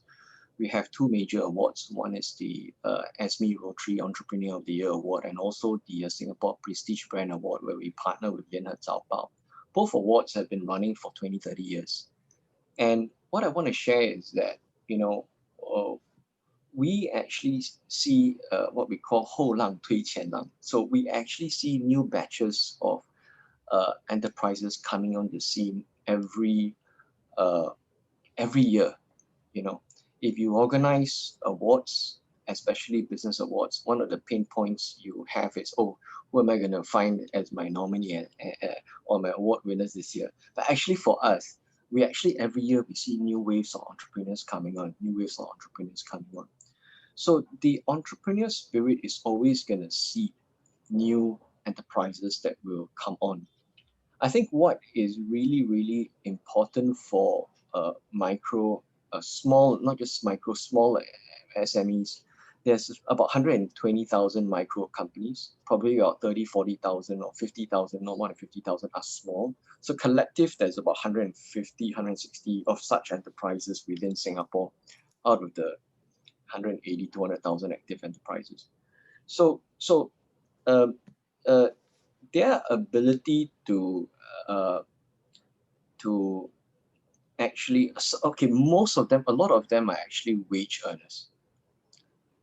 Okay, businesses can make a bottom line of, let's say, a few $100,000. I think that I would categorize as a sort of a wage earner business. Some businesses can cross the $1 million mark and make a few $1 million, and that is where they start to go beyond a wage earner sort of a scale. And I think for the small and micro enterprise, we really need to empower them with a strategy, empower them with the ability to be successful as a small, but be small in the way that you can systemize so that you can then duplicate and scale. I think that's really important in small businesses and micro businesses. Old Chunky is a very, very good example back again.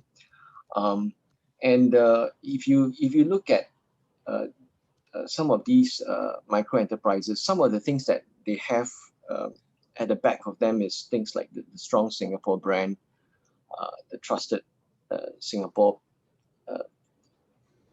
businessmen, someone in the region. But when they go out into the region, sometimes they are not as able to rough it out in some of the other places. So, I feel that a lot of businesses, once they get their footing in place, they need to be empowered to learn how to lead with strategy, with how they're going to understand the regional market and how they're going to scale. But every one of these enterprises that you see that are large and successful in Singapore, they really started with that small unit, right? Bread Talk Group, for example, started with that shop in Singapore, in Paragon, and suddenly it just took off, right? So there's so many of these type of companies, and we tend to think of, okay, which are the SMEs that are globally ready so that we can scale them and we can this. Actually, I think we should pay more attention to strengthening the small and micro enterprises, to teach them how they can be more effective and how they can grow. Because when you take care of the small and the micro, I think as they grow, they will start to take care of themselves. So I feel that, I feel that a lot of these strategy and consulting capabilities should be, in sessions like this, should be shared with a lot more small and micro enterprises that are keen to learn and grow. Yeah. Thank you. Deanna, I'm going to ask you this question. It's getting 10 votes on the pigeonhole, right? So based on your experience, right, how do we manage any implicit or ingrained blind spots that may not be apparent to ourselves? I think that's a great question. managing blind spots is something that is key. And I think the first thing is awareness, that you know that there are blind spots that we all face as individuals. And you know that the knowledge is distributed across everybody, because we operate in different settings, and our starting points are all different. And we experience a different part of the world we live in. We live in different environments. So it's about bringing people together and sharing collective views, so that together we can put all our perspectives and ideas on the table and think about what is more real than not, and then collectively think about how to chart the journey forward. So to sum up, awareness is key.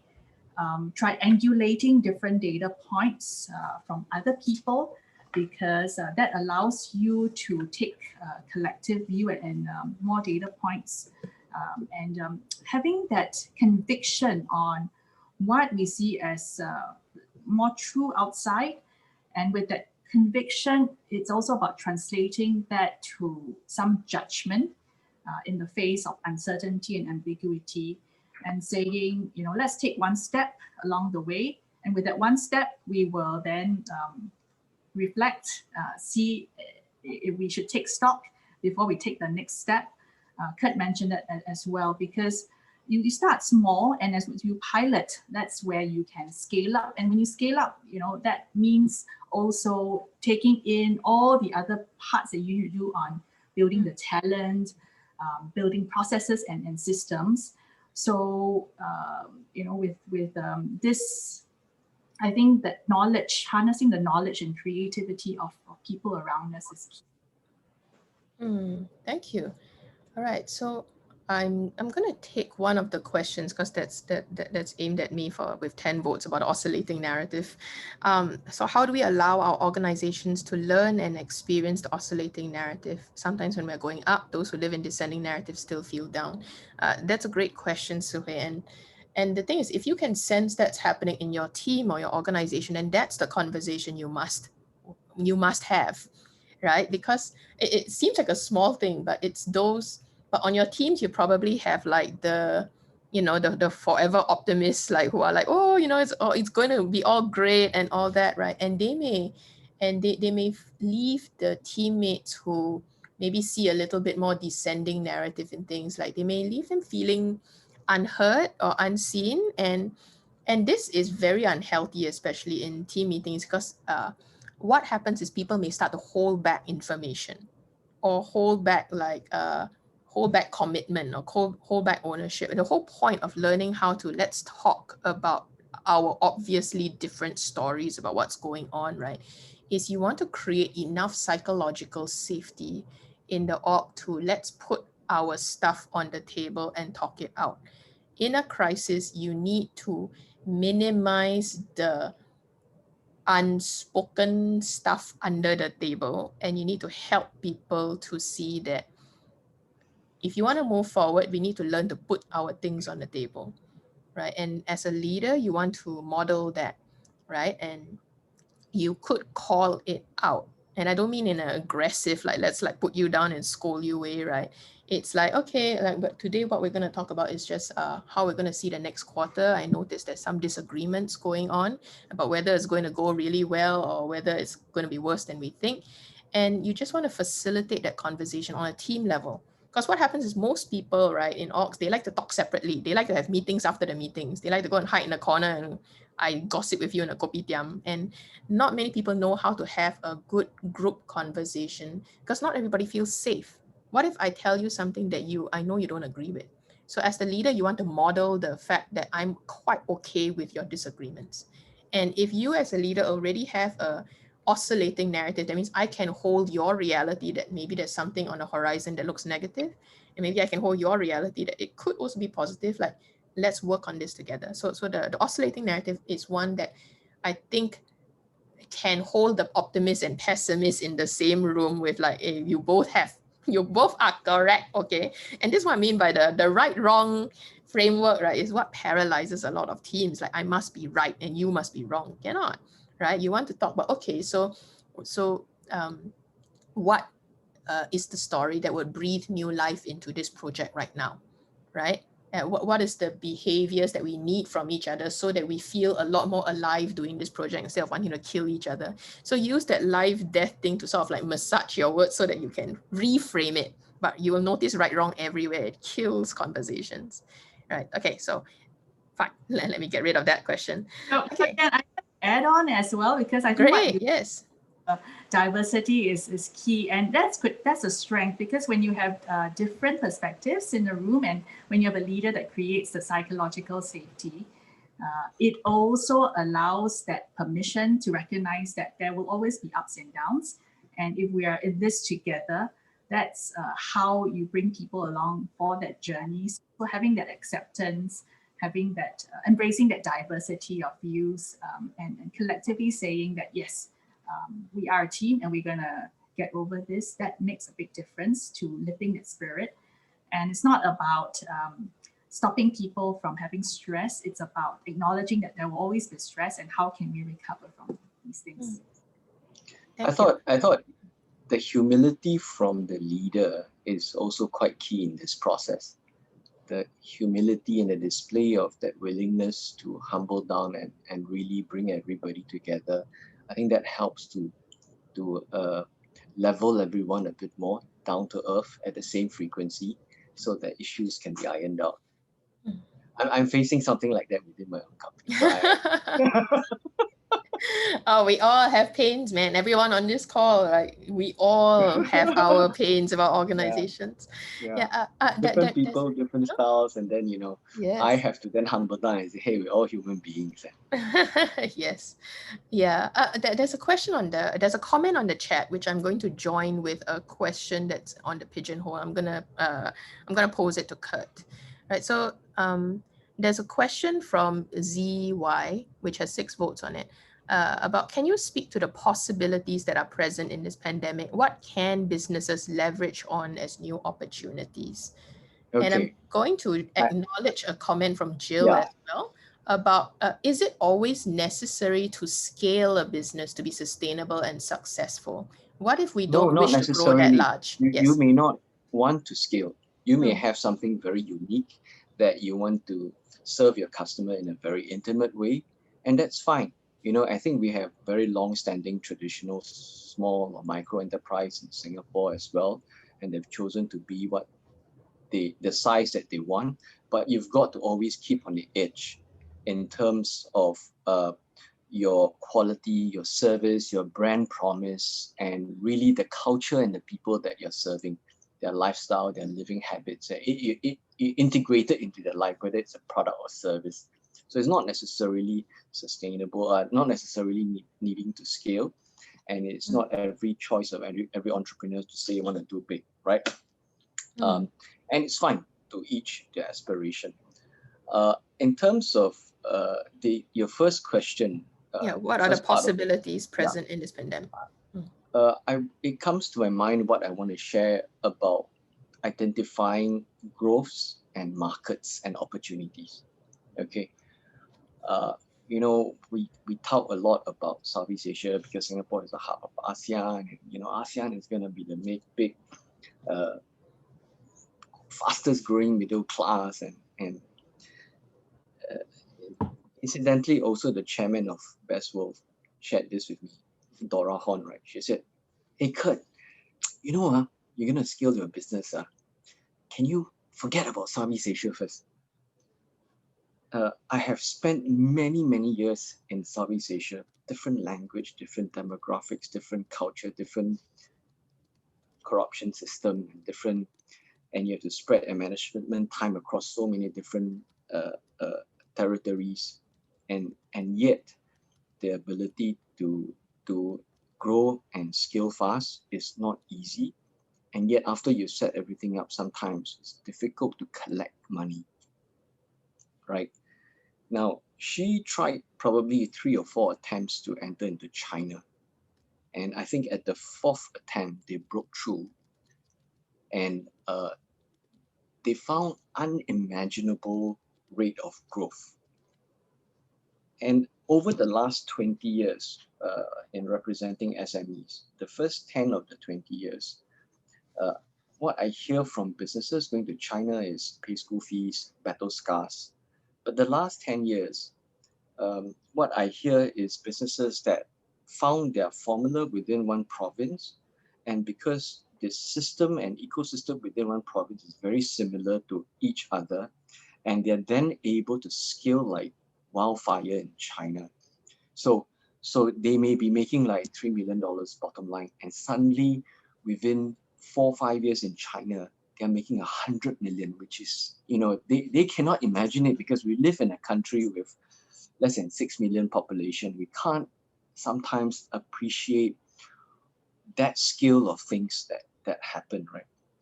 So now I'm just using this as a historical example, and I think we have to be willing to look at where the growth markets are and where the growth is going to come from. So some of the easy bets would be those countries that have large population, but I think they've got to have the economic growth to be able to have the increasing disposable income and blah, blah, blah as well. But the other thing that I want to share is also for businesses, you have to also watch the local culture. Okay, there are certain and business people, we do stereotype, although it's not politically correct to stereotype, but when you deal at a scale level, you have to understand stereotype, and of course you can find the exceptions, and when you want to tread your path, you always try and find your most optimal pathway. But there are also certain stereotypes, but you must be a realist to understand that certain culture, they are disadvantages to you.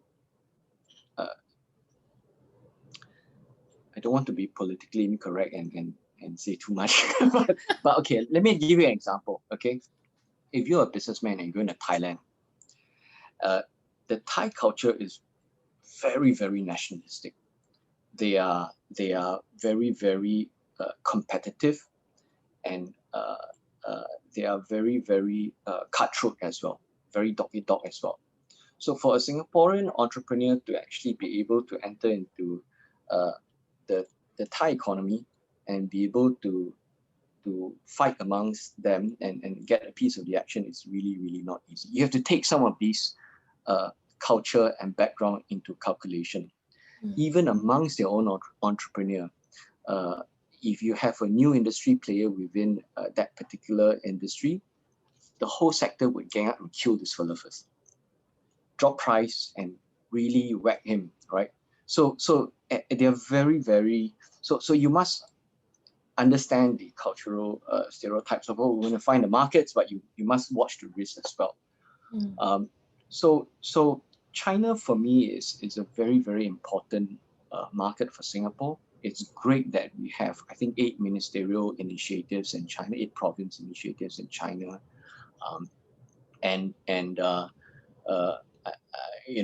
so there are of course other markets that we should go for, and different. I mean, you could be in the dairy and meat, and you could be focused on New Zealand and Australia, and that's fine. But you've got to find where your growth is going to be, and you can't be growing everywhere.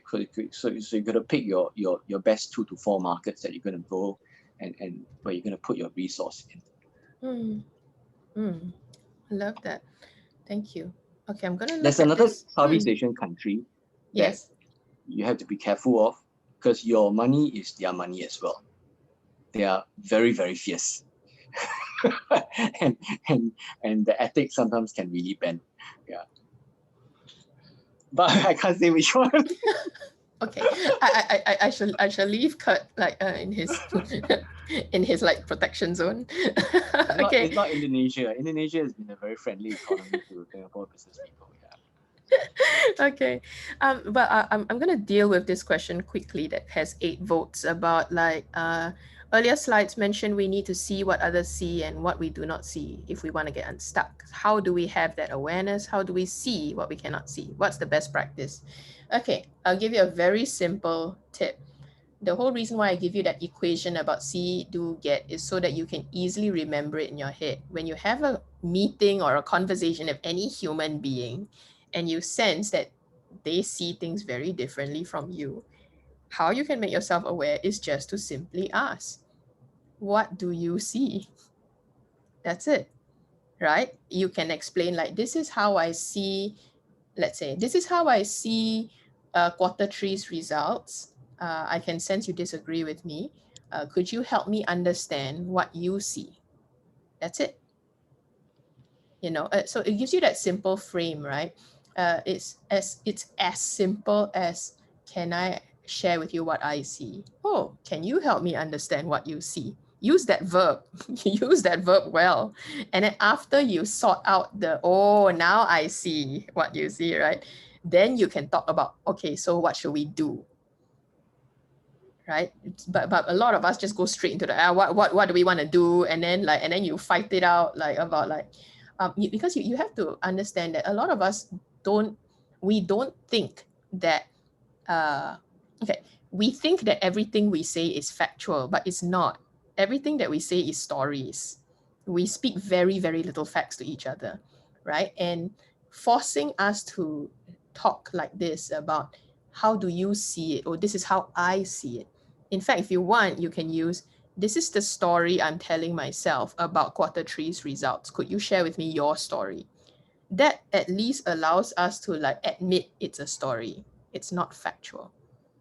Or it allows someone to say, well, this part is a fact, okay? This one, you cannot ignore this fact. Good, because you have to learn how to teach yourself and other people to separate out fact from story, right? And stories is fundamentally what drives behavior. We operate out of stories.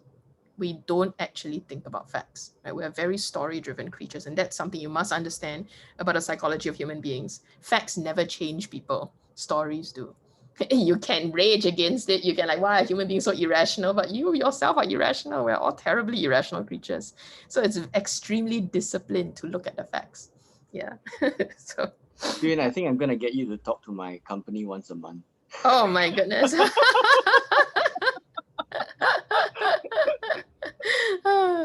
Okay. And it's also about using different senses, right? That there is a logical part that is based on perspective, and we try and connect that to reality, but the reality can also shift with space and time. Sometimes it's about using our hearts, right?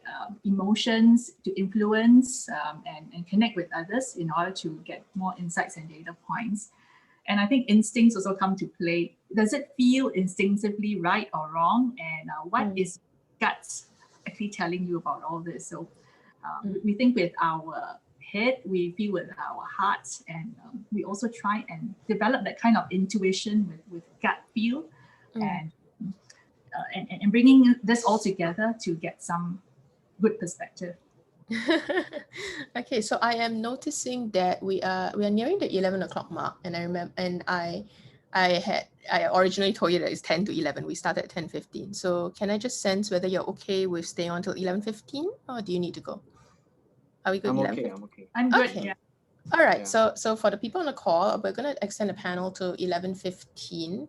Then we're gonna do a 5-minute break, and then we are gonna close with focusing on value and not price. Right, so you want to stay around for that, right? Okay, but let me take a few more questions now. The panel will go till 11:15. All right, so there's a great question from Syed Ali about how do we know what is the right action in a chaotic situation? So there's a lot of chaos. Some of the chaos has calmed down, by the way, from the pandemic. Like we're sort of like, oh, okay, now we kind of know-ish what to do. So we've gone from chaos to complexity. But actually, we have no idea whether we'll go back to chaos again. Like God knows what like 2021 is going to hold, right? But okay, so in general, and maybe Kurt can share from a business point of view, and Deanna can share from an organizational point of view. Like, so what is the right action to take if chaos hits us again?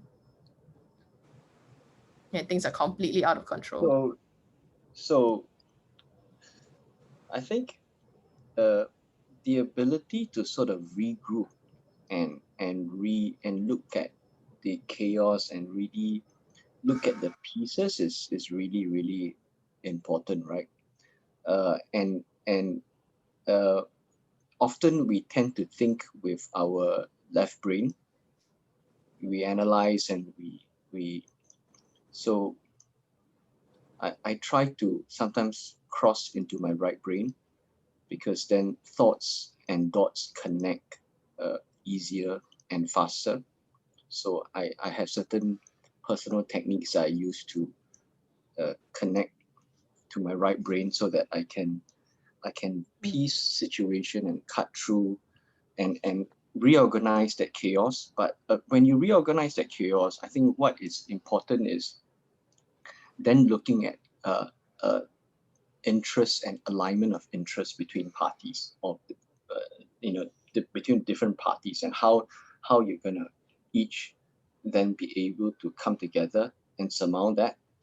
Takes a bit of negotiation, takes a bit of lobbying, takes a bit of rallying and convincing sometimes, and then you're then able to sort of restitch a chaotic situation, and then have a collective spirit towards how you're going to surmount it.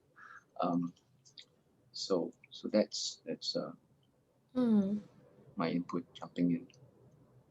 Yeah, from an organization perspective, I also think about how you can get people to focus on the issue, right? Because you know it's chaotic, and you know that you see what you see, you know what you know, but there is this whole thing out there that you don't know that you got to figure out. So the process of figuring out is also having that scenario mapped out. What are the possibilities, and how do we actually prepare for it? And preparation for it is something that requires systems, requires also the talent.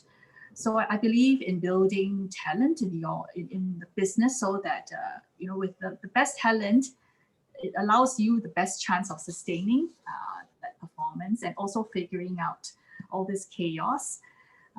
And at times like this, it also requires us to adopt new mindsets, right? Kurt talked about humility. Linked to that is openness and new mindsets, where we actually think about empowering people to make decisions, because those on the ground would know best. It's about holding folks accountable for decisions that they make, and also having the flexibility to be nimble as things get chaos. It means that pace of change and trends will also escalate. And how do we actually adapt is through flexibility and nimbleness. And that means having a growth mindset, where you think about having that psychological safety you talked about, to be open to different views, and introducing more human-centric principles, so that we can gather different perspectives.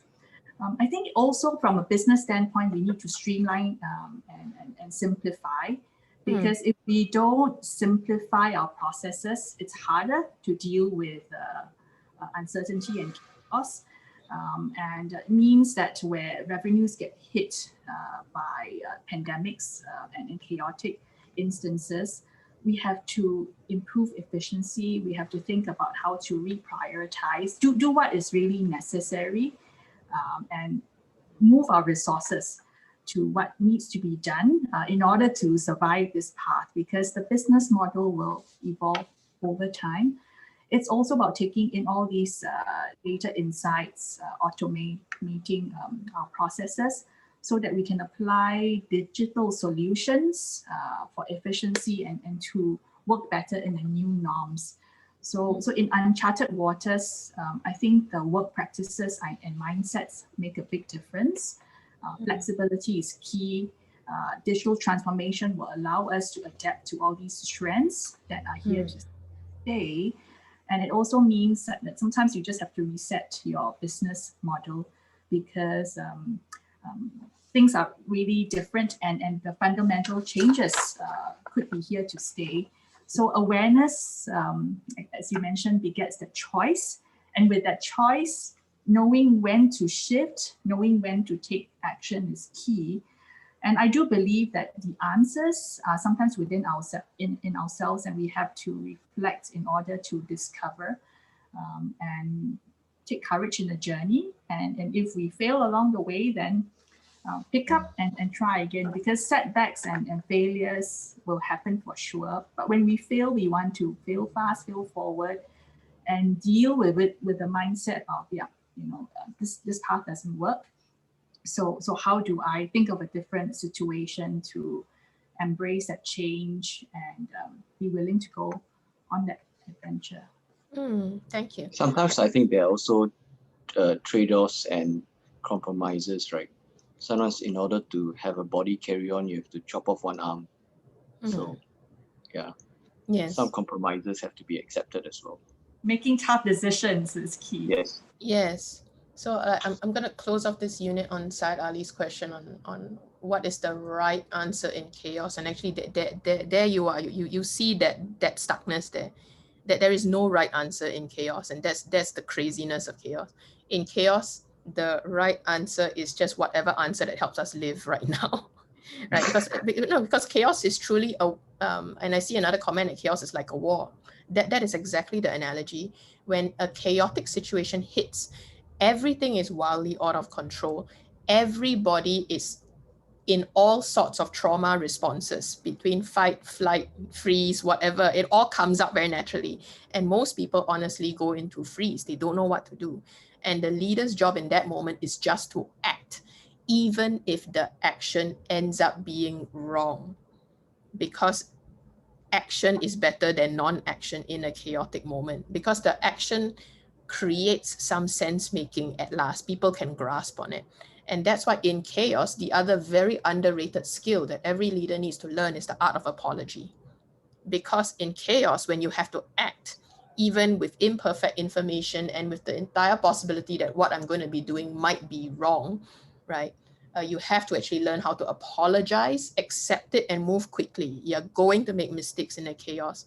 And that is something all leaders have to confront. Because if you're a leader that's addicted to it must be right, it must be perfect, I cannot injure anybody, right? You are useless in a war situation. You must act, right? Even as Kurt said, if I have to chop off someone's hand and then belatedly 1 week later realize that shit, I shouldn't have, right?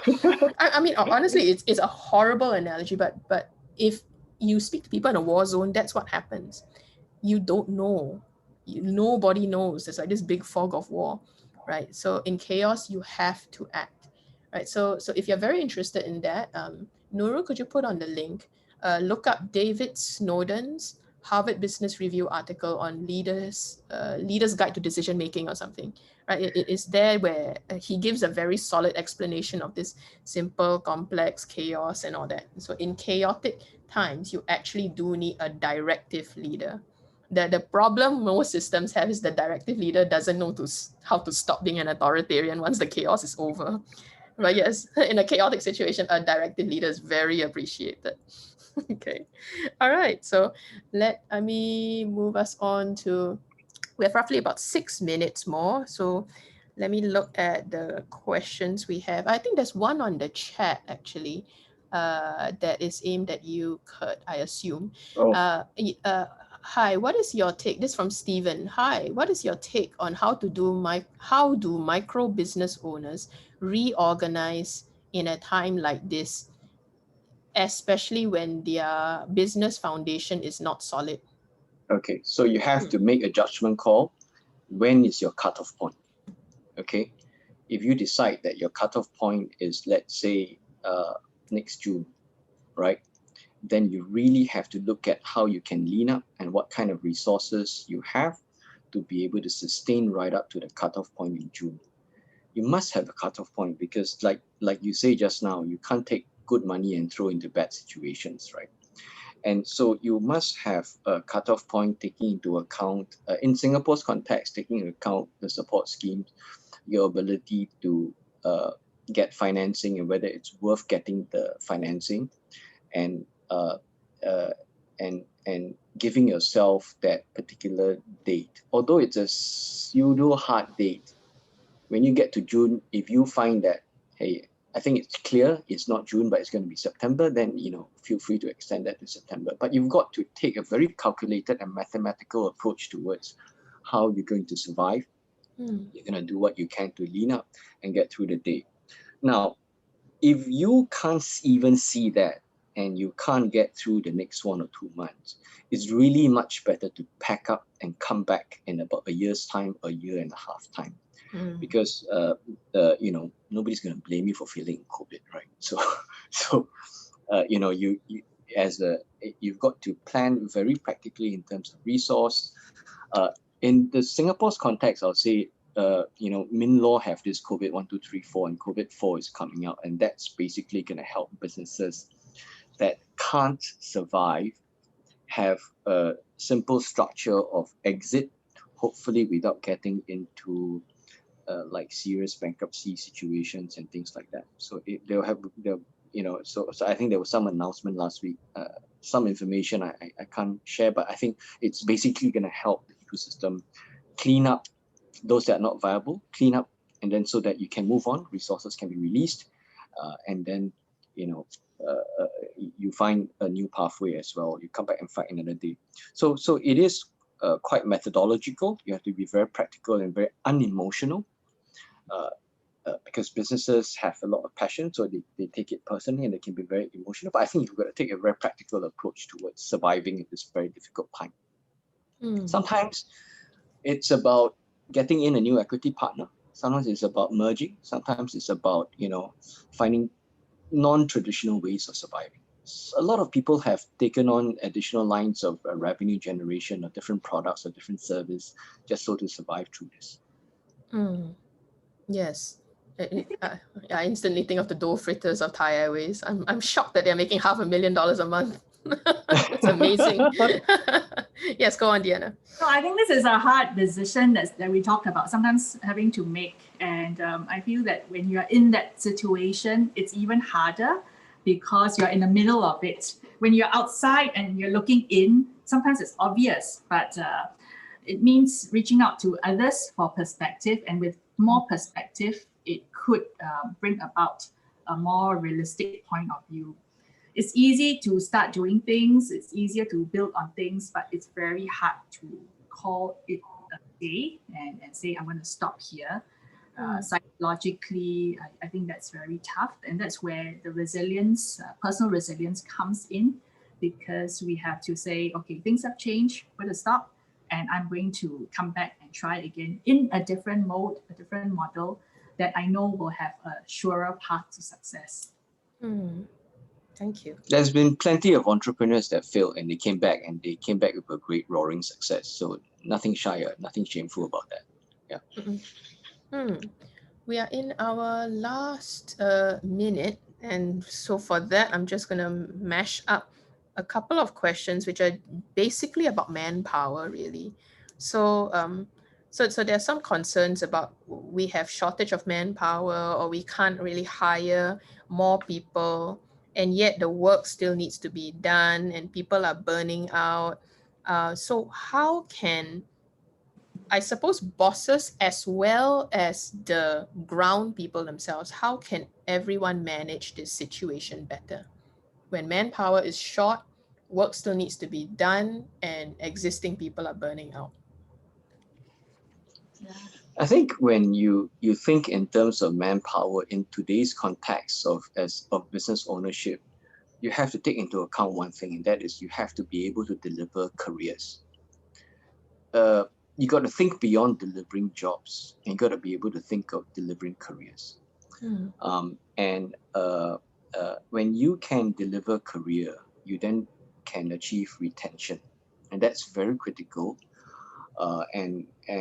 So in this age where we have labor tightening for the last 10 years and costs keep going up, and EP and SPAS costs just went up as well 3 months ago, you have to be very nimble to have a team that can multitask, that understands productivity, effort, hard work, but at the same time you got to mesh in your ability to pull in outsourced resources and third party, really good third party consultants that are going to be able to give you information, scope market, and lead the team and lead the strategy. So at the same time, I think in this age in the business, you have to, one of the things you have to understand is, you have to appreciate is, you have to be able to appreciate and understand what is enterprise value building. So everything that you do has to come back to the context of enterprise value. How are you going to build enterprise value? So that as you grow and as you scale, you then be in a position to maybe even scale with private equity, scale with public equity. So there's a level of sophistication that's required in entrepreneurship now, in terms of people management, in terms of delivering careers, in terms of understanding financing structures, and how you're going to scale.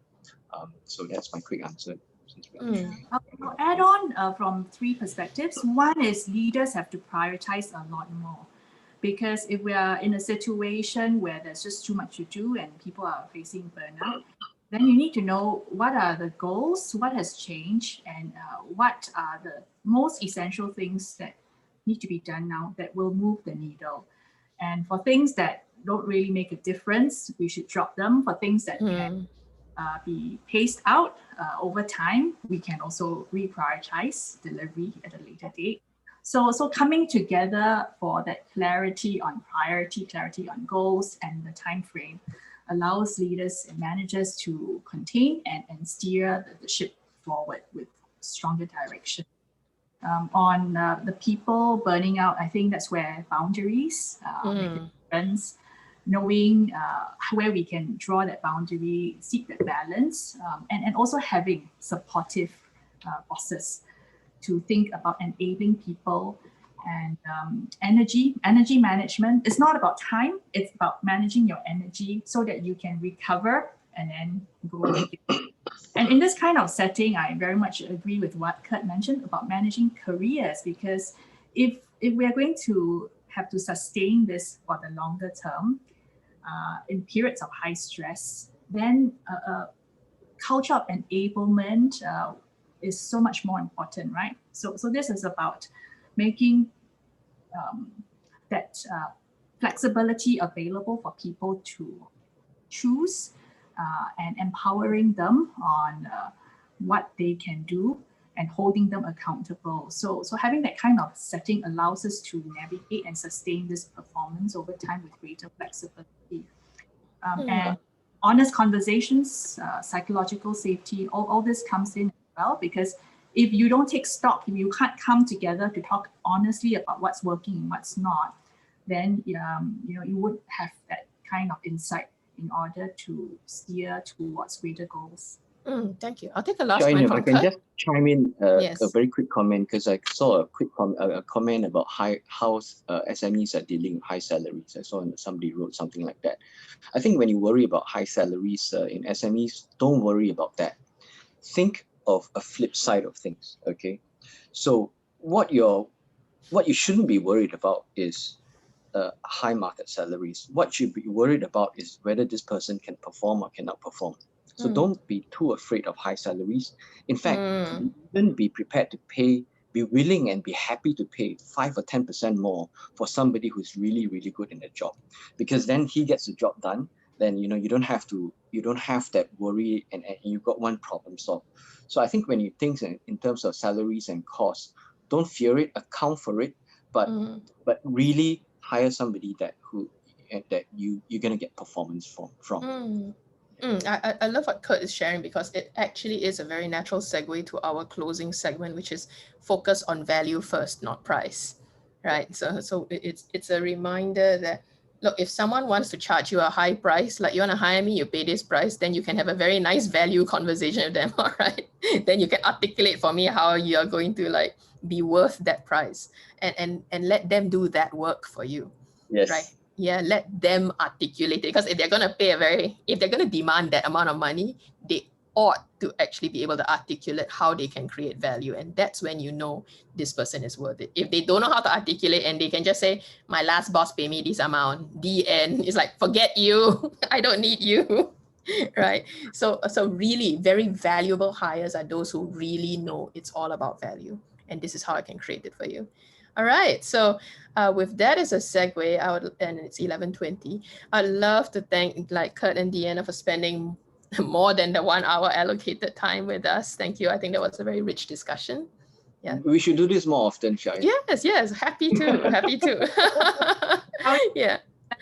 Thank you for having us. Okay, so Thank you can't you. see everybody, but I'm sure everybody will be joining me in giving you our gratitude. Thank you very much. Thank you. Thank you. Thank you. Bye. Bye. Bye. All right, so while Kurt and Deanna are taking their leave, what we're gonna do is I'm gonna give us a 5-minute, let's just walk around. We've been sitting in front of the computer for a while. Okay, so I'm going to start us at 11:25 sharp. All right, so let's do a break and then we're gonna come back and talk about value versus price. All right? Okay, so I'll just be hanging out here. All right, you guys go for your break.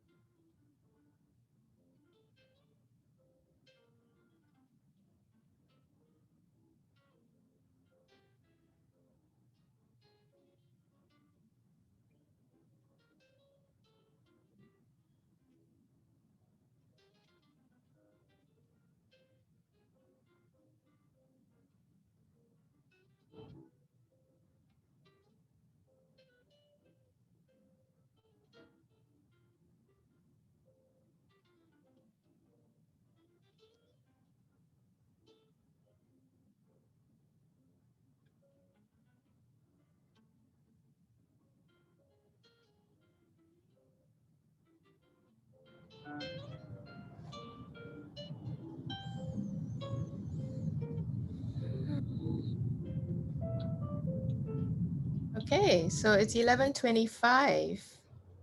All right, it's 11:25. I hope all of you are here. So what I'm gonna do is I'm gonna share my screen and we're gonna kick this off. Okay. All right, so we're going to go into our closing sharing about the second lens, which is to focus on value, right, and not on price. Okay, so when you start thinking more long term, okay, and when you start focusing when you start thinking more long term, right, you'll naturally start to focus more on value because these concepts are quite interrelated. Okay, so and if you don't know your value, you don't know what you really value, or you don't offer others things of value, if you believe you don't have values, then it's quite likely you're going to struggle to see long term and act long term, right? So why do we struggle so much with this concept? Because there are, I'm going to give you 4 challenging ideas. They look simple, but they're actually quite challenging to grapple with. This will help you understand why people struggle so much with value. Okay, I'm going to give you these 4 sentences and you sit with it, all right, and notice how you're responding to them. Okay, I have worth and value. I can create and offer worth and value to the world. We exist to create worth and value for each other. I am willing to pay the price to create great worth and value. Now, just pause for a while just to let it sink in for yourself, right? Well, set aside some time, right? Of these 4 very basic ideas, which one is easy for you to believe in? Okay, write a reason why. And which idea seems to be strange or challenging for me to believe in? And write one reason why. Okay, so we won't actually know what goes on underneath the surface of people, right? That make it so difficult for them to grasp these 4 statements. Okay, but this tells you a little bit of why there might be a struggle, right? To appreciate this, like let's focus on value, right? So let's move, right? The questions that a lot of us may be wondering, maybe not in these words, but they're always there. Like, are we really that valuable? Am I really inherently valuable? Are we really here to create and offer value for each other, or is business just about like cheating each other, right, and maximizing profits and whatever? Is it really about creating and offering value, or is it really my job, right, to pay a price to create and offer value? Or is it my job to pay someone else the price to create something and to create something of value or offer value, right? So in a strange way, the word value has been devalued in the world, right? And if we have a dimmer view of the world, this concept of value or values can be actually quite hard to take in, right? There is a lot that is going wrong in the world, and it's understandable if we are a bit cynical or question this whole concept of, are we really able to focus on value or not, right? So that the choice every person, right, or every generation, if you like, has to make, especially when a massive crisis of a global level like that hits us, right, is, do we still want to perpetuate a culture that disregards things of real value, or do we want to change it, right? And again, I can already hear some of you thinking, but that's not my job to change it. Well, there you go, right? It's, so this is a very existential way of looking at the values thing, but I think it's a very important place to begin this, right? As you reflect on everything that has happened to you this year, and 2020 has been quite a crazy storm of a year. It's a crisis for everybody. Some of you may be in safer boats and feeling very good with yourselves, right? But there's probably crises that you have been dealing with anyway, somewhere in your system, right? So as you reflect on 2020, right, consider what is a next normal that you value, that you most want to see, either for yourself or your family or your organization, your business, your industry, your country, the world, whatever makes sense for you in the context you come from, right? But something happened to you this year, right? Something happened to you this year. You've seen things, you have put up with things, and you no longer want to put up with certain things. What is the next normal that you want to see that's meaningful for you? And what are the values that you bring to the table that can help make this happen? Okay, so let me hold a space for some time for you to consider that. Okay. If you have not created time to process this out for you this year, then this is a good time. So it's just a minute of reflection. You've gone through a lot this year. You've seen a lot. Things worked, things didn't work. What is the next normal that matters to you? You want to see it. And what are the values that you have, inherent values that you care about, that you can bring to the table, that will make this happen?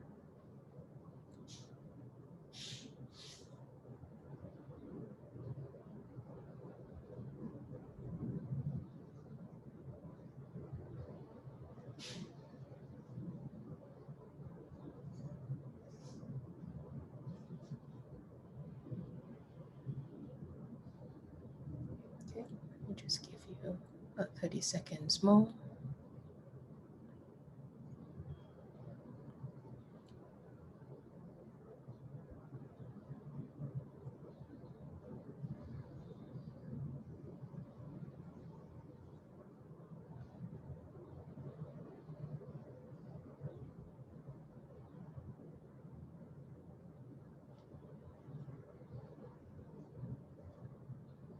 I'm going to pause you there.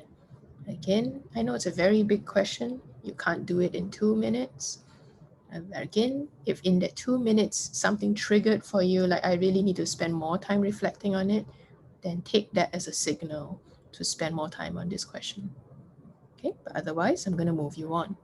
So what is value, right? What is value? So I'm going to start with a definition that I found quite provocative and quite useful. So it's from a psychologist called Jordan Peterson, right? He's a therapist. And how he sees it is value is what you perceive, basically what you see, right? Value is what you perceive and pursue, right? In other words, if you've never really thought about what values do I have, do I even have values? You do, right? You do have values, and you can tell what values you actually have by what you choose to perceive in the world and what you choose to pursue in this life. So values are not what you say. Values are what you see and what you do. So you're dealing with values all of the time, right? We may not have values-based conversations at work, but actually you are, because at every minute of work, whether you're dealing with a customer or with a teammate or your boss, everyone is seeing things a certain way and doing things a certain way. They're perceiving certain things, pursuing certain things. And from that, you can actually tell what people's values are or what they value, right? So if you have that lens, then when you read articles about business and work, right, you can see values everywhere. So for example, let's just take this article from like one of the most successful property tech platforms out there, 99.co. Right, so this is an interview with the CEO, Darius Chung.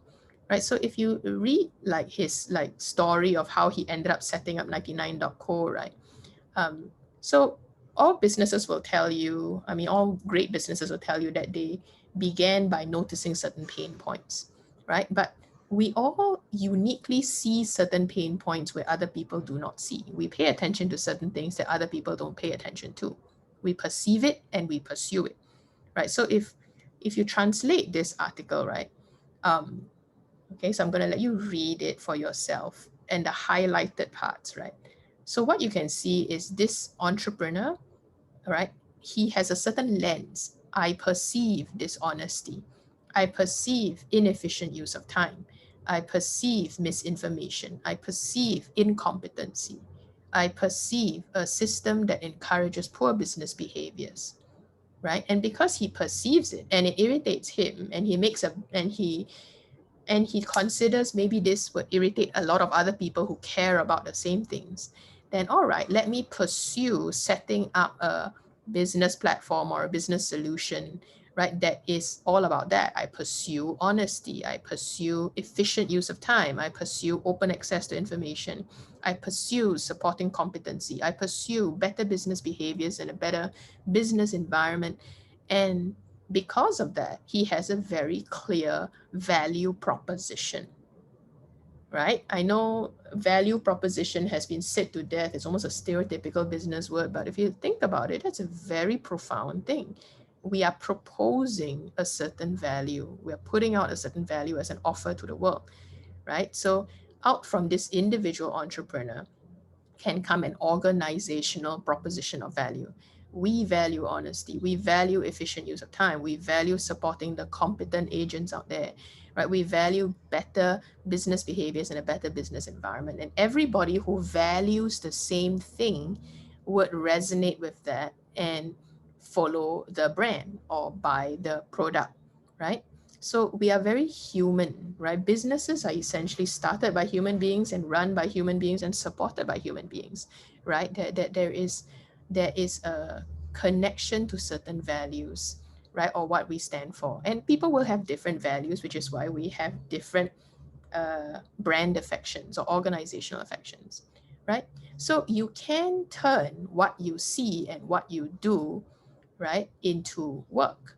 This is how some people choose to live their values. They turn them into work.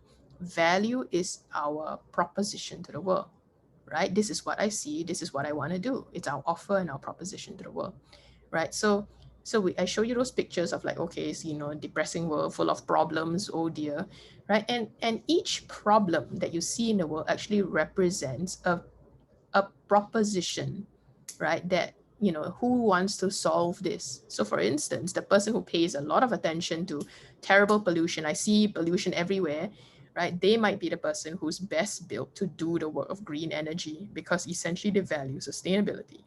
Or maybe you see deep inequality.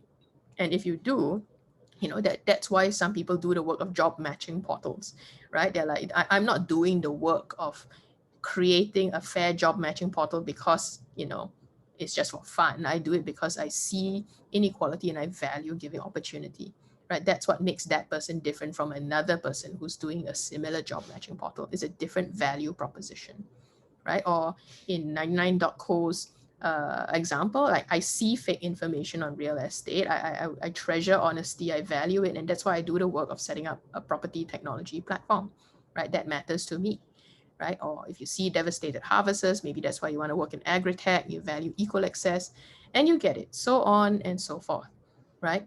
So, and this is really important for us to grasp, right? I think we've been fed a very devalued picture of work and business, right? My hope is if you're looking for new opportunities and you're wondering where's my next niche market, who's my next customer base, right? I'm going to invite you to see work and business from this point of view instead, which is as long as there's pain in the world, there is an opportunity to serve. Someone wants an end to their pain. Someone wants their pain to be alleviated, and you have that opportunity to help to alleviate that pain, right?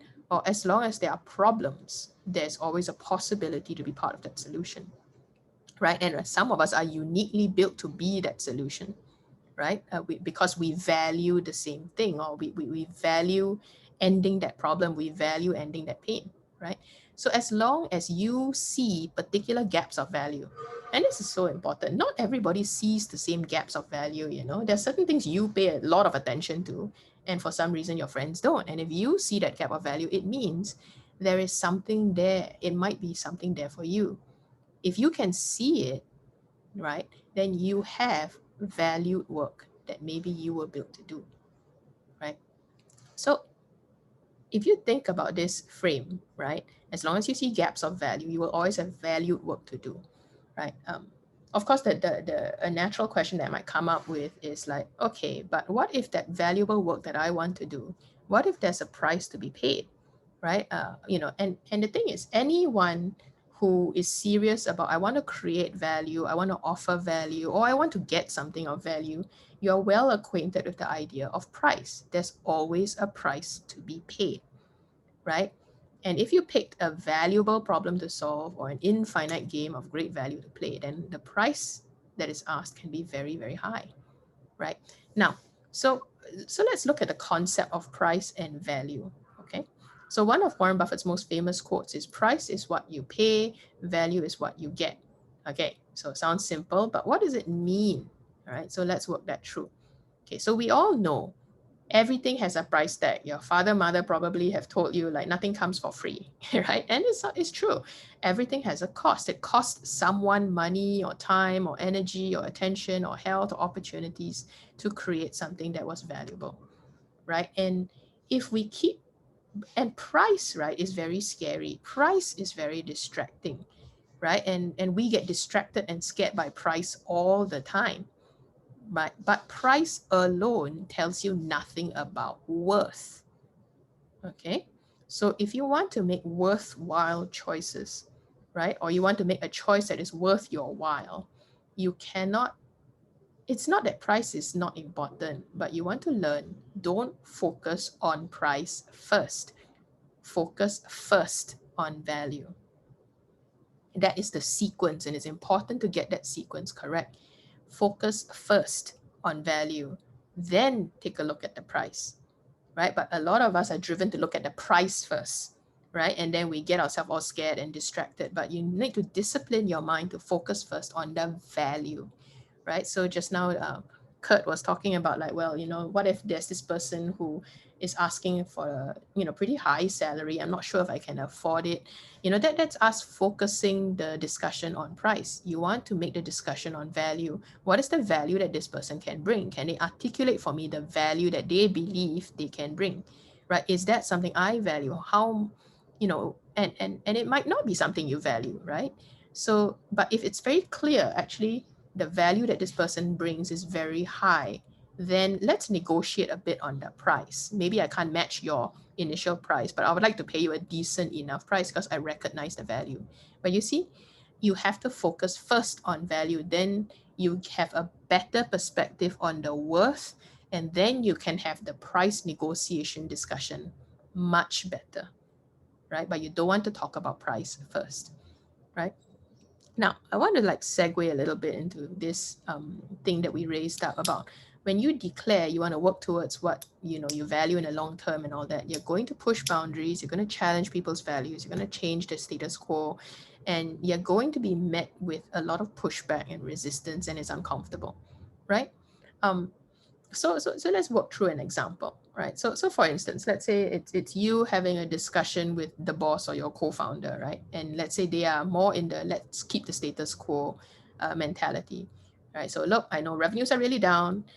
We should just stick to improving on what we're already familiar with, right? And let's say this is you are the guy, right? And you want to change the status quo because you decided, there's some long-term goals I care about, and I want to, and I want to experiment. So let's say you go, actually, this crisis has proved that our old model is too vulnerable. I want to take the risk and I want to go digital, right? It's time. Let's do it now. So that took courage for you to say, right? But don't be surprised if people push back, right? You're essentially having a values discussion, actually, right? You're having a values discussion. And remember, a lot of people will focus first on the price that needs to be paid. So let's say your co-founder or your boss says back, hey, you know what? It's going to cost us too much time and money, okay? And like, I don't think that it's going to be very popular with the team. The team's going to push back. I don't think we're ready for it. Yeah, they're already dealing with so much. They're burning out. And we don't even know if your idea will work, right? So that's how it sounds like when someone pushes back on you with a price thing. And it's not a bad thing, by the way, but you want to recognize that it's a very price-led discussion, right? And in this moment, right, if you are not aware of what is the values you are standing for, and you get distracted by the price discussion, right, then you might back down and lose the moment. You might say, all right, fine. Yeah, right. Forget about it. It's just a thought, right? Forget it, right? Now, so what could have happened instead in this conversation? If let's say you, the guy, right, you decide I'm going to focus on value first, right? It's not that the price doesn't matter. I think like the boss has a point, but I want to focus this discussion on values, right? Because value will help us know whether the price is worth paying, right? That's the point. So let's say you weigh it out. Okay, there's a short-term price that I personally will pay for my work experiment. If I do this, I know I'm going to have less time with friends and family. There might be cuts to our budget. There might eat into our profits trying this digital thing. I might have tension with my co-founder for no reason. I might sow tension in the team. And of course, there's the emotional cost. I might be scared and fearful because I'm trying something new. But what is the value that I'll get? And if you recognize that the value is actually a very long-term, wonderful value that you care about, let's say, well, I care about the intellectual value, which is we get a lot of new insights, and I think we need to learn, right? Or it could be organizational value, like, maybe she's not thinking about how many staff we have lost because they don't want to work for an organization that's stuck in their own ways and doesn't want to change, right? So you're thinking of talent retention, right? Or you could be thinking about professional value, like, hey, our org, right, has a reputation for being a bit stuck in the mud and we are a bit backward and we need to change. And I think this is a great moment to build up that muscle. So even if this project fails, we have built some muscle and resilience to do things different. And maybe you're thinking of the value to yourself, which is I need to learn my own muscle of how to step up, and I need to learn the courage to be myself instead of backing down all the time. Then if it's clear for you that the price is high, but the value makes it worth it, then you want to take that risk and have a values conversation. And a values conversation can sound like, hey, I hear you and I get it that some of our team value stability, but I do see that others on the team value innovation. In fact, I value the chance we have now to be a first mover. And you know what? I appreciate the caution. How about we start small then? And I think you would value the customer insights. Okay. So it's a bit exaggerated. I'm not asking you to use value in the conversation like 10,000 times, but that is an example of how you bring in value or values into a conversation. And that's important, right? Because it's not natural for us to have a values conversation. We are much more ready to have a price conversation. And remember, price is a distraction, right? Price is important, but it can be distracting, right? And it doesn't help us figure out whether it's what's the worth of it, right? So let me just further the example. Like, so let's say the organization's thinking it through. What is the short-term price of us going digital, right? And you want to notice that there are many aspects of price. It's not just financial, although that's the first thing that we always pay attention to, right? Consider it. Okay, there's a financial price, there's a energy and opportunity price. Like, oh my goodness, with so much work to do, still have to think about digital. We don't have the energy for it. There's a psychological price because maybe right now it's very destabilizing the organization. It's so uncertain for us to try this. And there is an emotional price. Everyone involved is going to be maybe more anxious or vulnerable because we're all trying something completely different. You have to recognize that there is a price being paid, right? So we're not saying price is bad to focus on. Price is realistic to focus on. And you have to recognize that it is a high price, right? But bring in the values conversation, right? What is the long-term value that we'll get? And does this align to our values? What is the intellectual value? What is the professional value? What is the psychological value? What is the emotional value? What is the personal value? What's the organizational value? And if you can learn to deconstruct it like that objectively for yourself, for your team, for your boss, whatever, right? Then you can have a much better conversation, right? Then you will know, is the price worth it or not? Because maybe it is not worth it right now. Maybe the value wasn't as great as you thought, right? But you will only know if you have this distinctive conversation about price versus value and then focus on value first, right? So put out all the facts about the price and the value, but focus the discussion on value first, because that tells you a lot more about whether you should pay the price or not, right? So, okay, so I'm trying to manage time here. So unfortunately, I don't think I can give you this 5 minutes of self-reflection time, but please take a screenshot of this, right? As you consider the work goal, right, either personal or organizational or both, right? It's probably both, right? Pick one that is meaningful, but it has been quite difficult for you this year, right? And have a values and price conversation with yourself first before you have it with your teams and all that. Why is this goal so valuable to me? Is it related to my values, right? Or is it related to like my mother's values or something? And that's why I fight for it so hard. Because if it's your mother's values, then maybe you should put that aside, right? What is the price that I might have to pay to get to that goal? And does the long-term value or even the short-term value outweigh the price that I will pay? Because if the value is high, then pay the price. I want to say this again. If the value is high, then you might want to pay the price, even though it's scary, right? But the value, right? If you can get a decent amount of value for that choice, then you might want to take that hit, right? So focusing on value first helps us know whether the price we will pay is worth it, right? Now, let's look at it from the flip side. If you're producing or selling something, focusing on value first helps us know whether the price they will pay is worth it, right? So that is equally important to think about, right? Especially if you're wondering, why is my business not working out, or how can I attract more people to use our business? What you want to do is don't look at the price first, look at the value first. What is my value proposition? Are we still giving our customers or our clients value or not, right? And is the price that we're asking to pay worth it? Right? Because what you want to do is you don't want to price yourself higher than what the market can bear. You don't want to price yourself higher than what value you are giving them. Because if you do, you open yourself up to the risk of a competitor capturing the market very quickly because they are offering good value at a much more reasonable price, right? So the question of what is reasonable, of course, is very subjective, right? But well, this matrix, right, that we'll give you a link so you can read up more about it, right? But this is from a marketing point of view, right, about how people do the price. And what you want to do is you definitely don't want to be in the I give people low quality but I charge them a high price and a medium price, right? Because that's going to make people very unhappy, and after a while people don't want to be cheated, right? You don't want to be there, right? Now let's look at the yellow ones, right? So the yellow ones where it's okay to be there, but you cannot be complacent. So there's a place for I give you low quality but I charge you low price. That's like playing the budget game, and there is a place for that, right? You're just known as the cheap the cheap product, and there's a place for that. There's a market for that, right? Or you could be in the high price high quality game where it's a premium product, right? Now, so it's okay to be there. It's not wrong to be there, but you can't be complacent, because remember, right, there are other people in the green bucket, right, who can sort of like capture your market, right?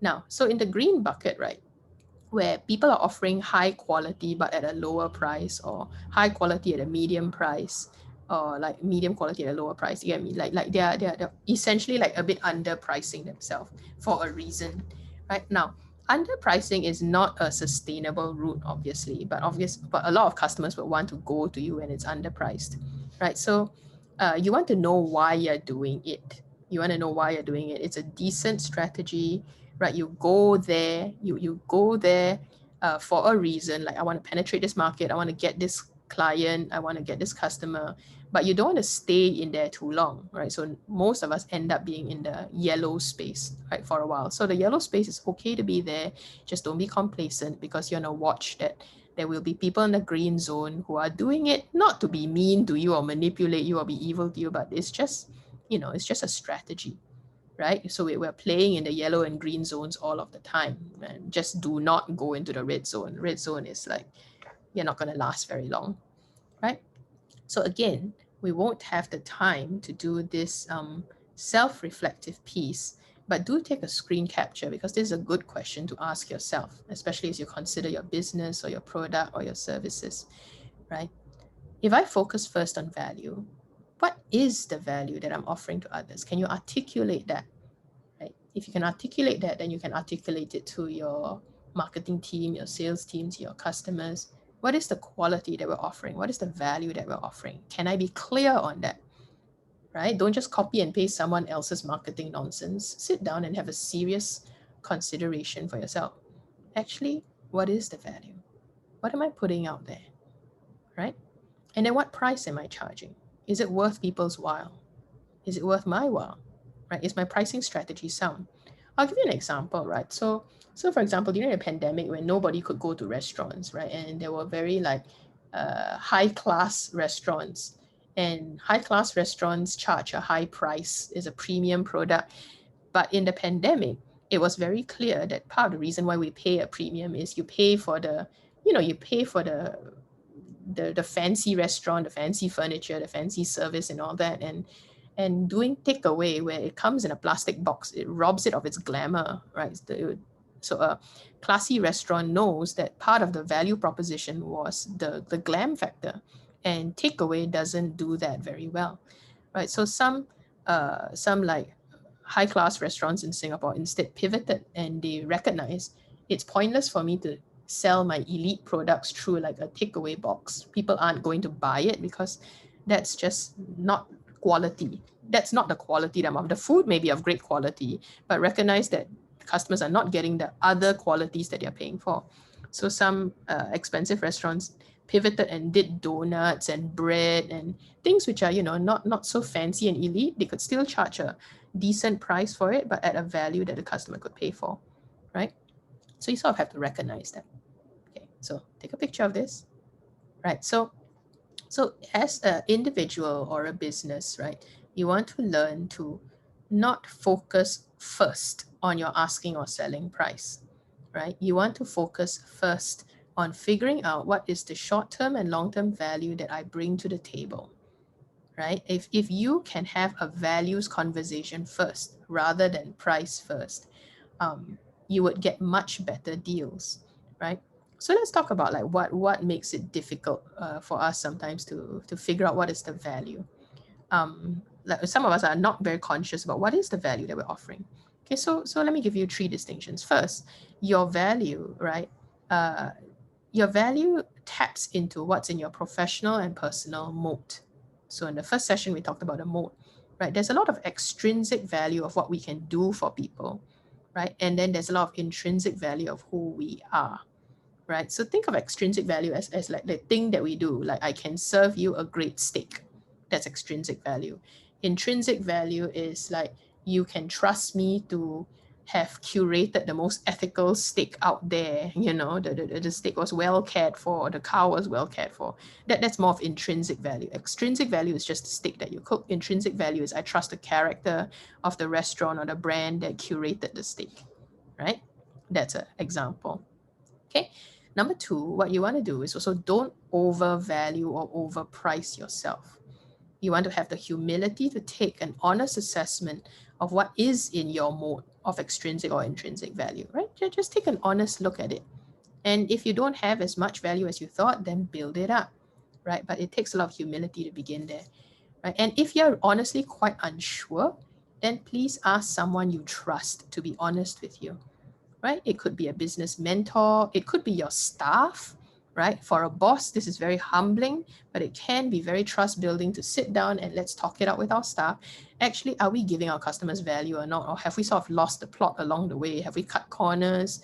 Have customers given us feedback that your products aren't as valuable as before, right? So you want to understand that better, right? But you also don't want to do the converse, which is never undervalue or underprice yourself either.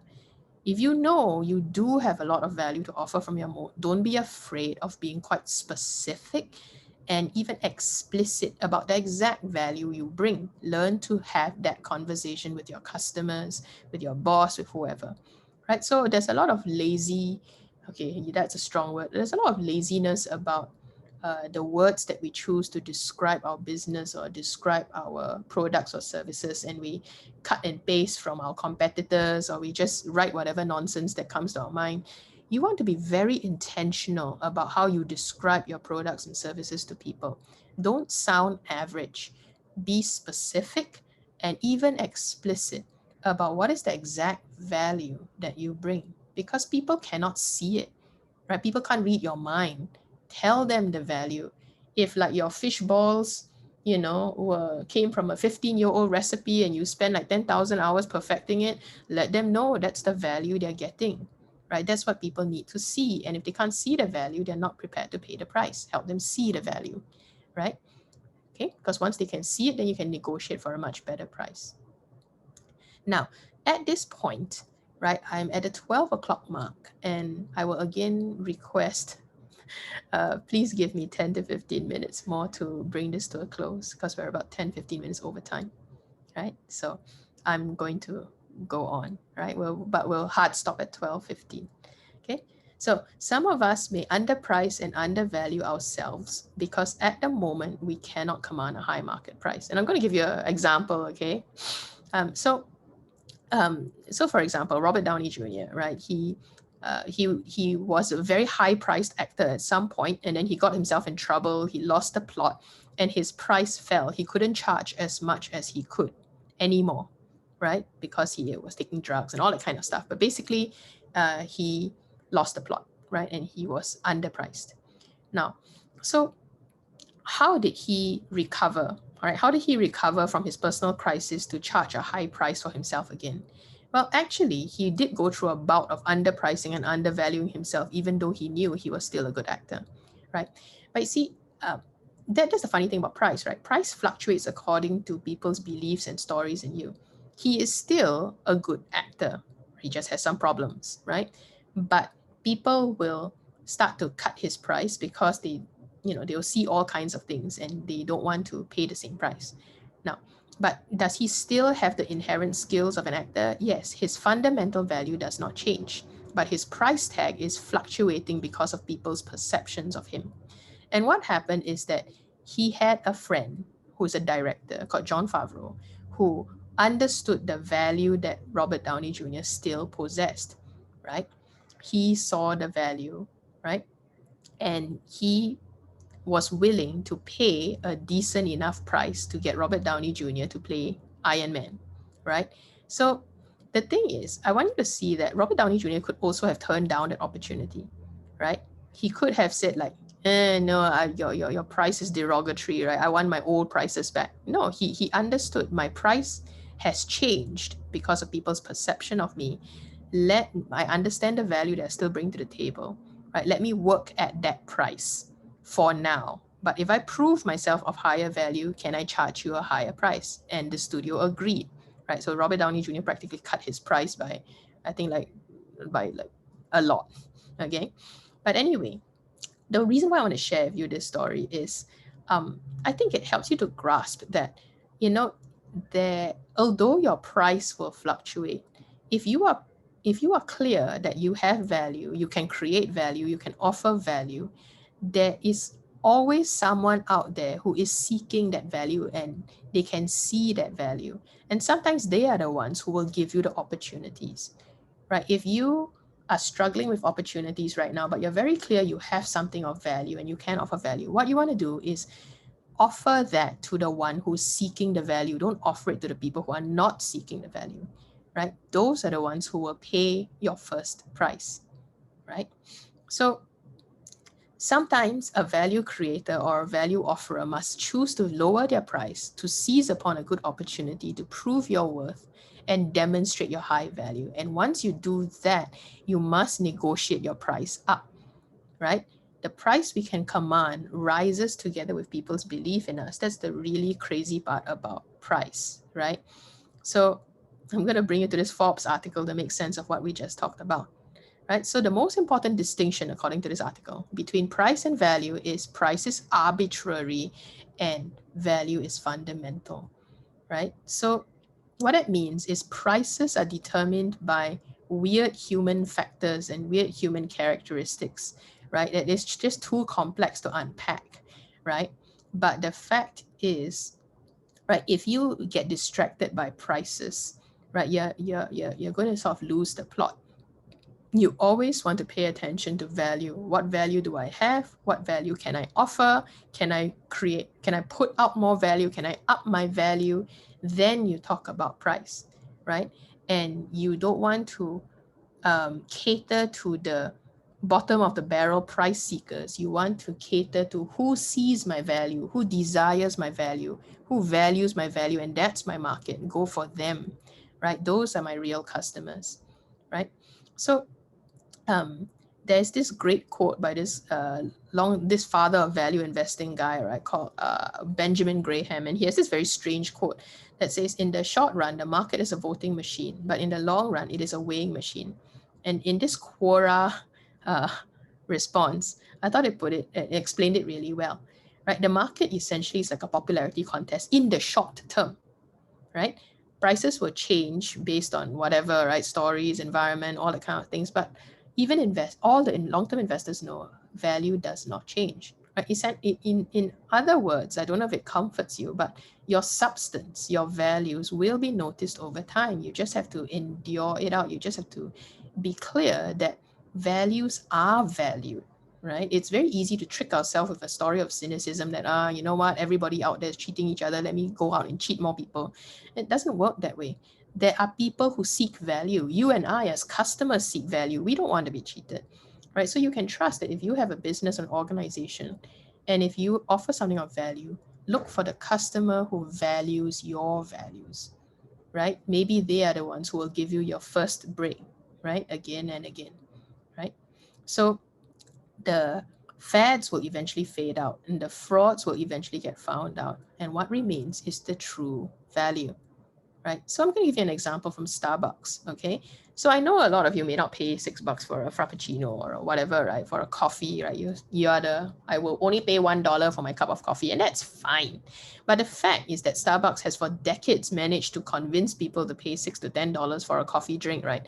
It's not that they cheated people, they are very clear of what is their value proposition, which is it's not just about the coffee, it's the place, it's the brand, it's the feeling of you sitting down there with that cup with the green logo. They're very clear. That is part of our value proposition.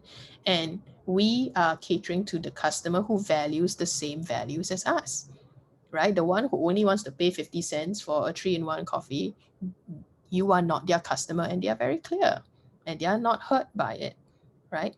So there's going to be a whole bunch of like environmental factors out there who are going to say, you're not worth it, you're so expensive, I'll never pay you that much. And that's fine. Maybe they are not your customers. You want to pay attention to the feedback, of course. The data is necessary, but you eventually have to make a choice, right?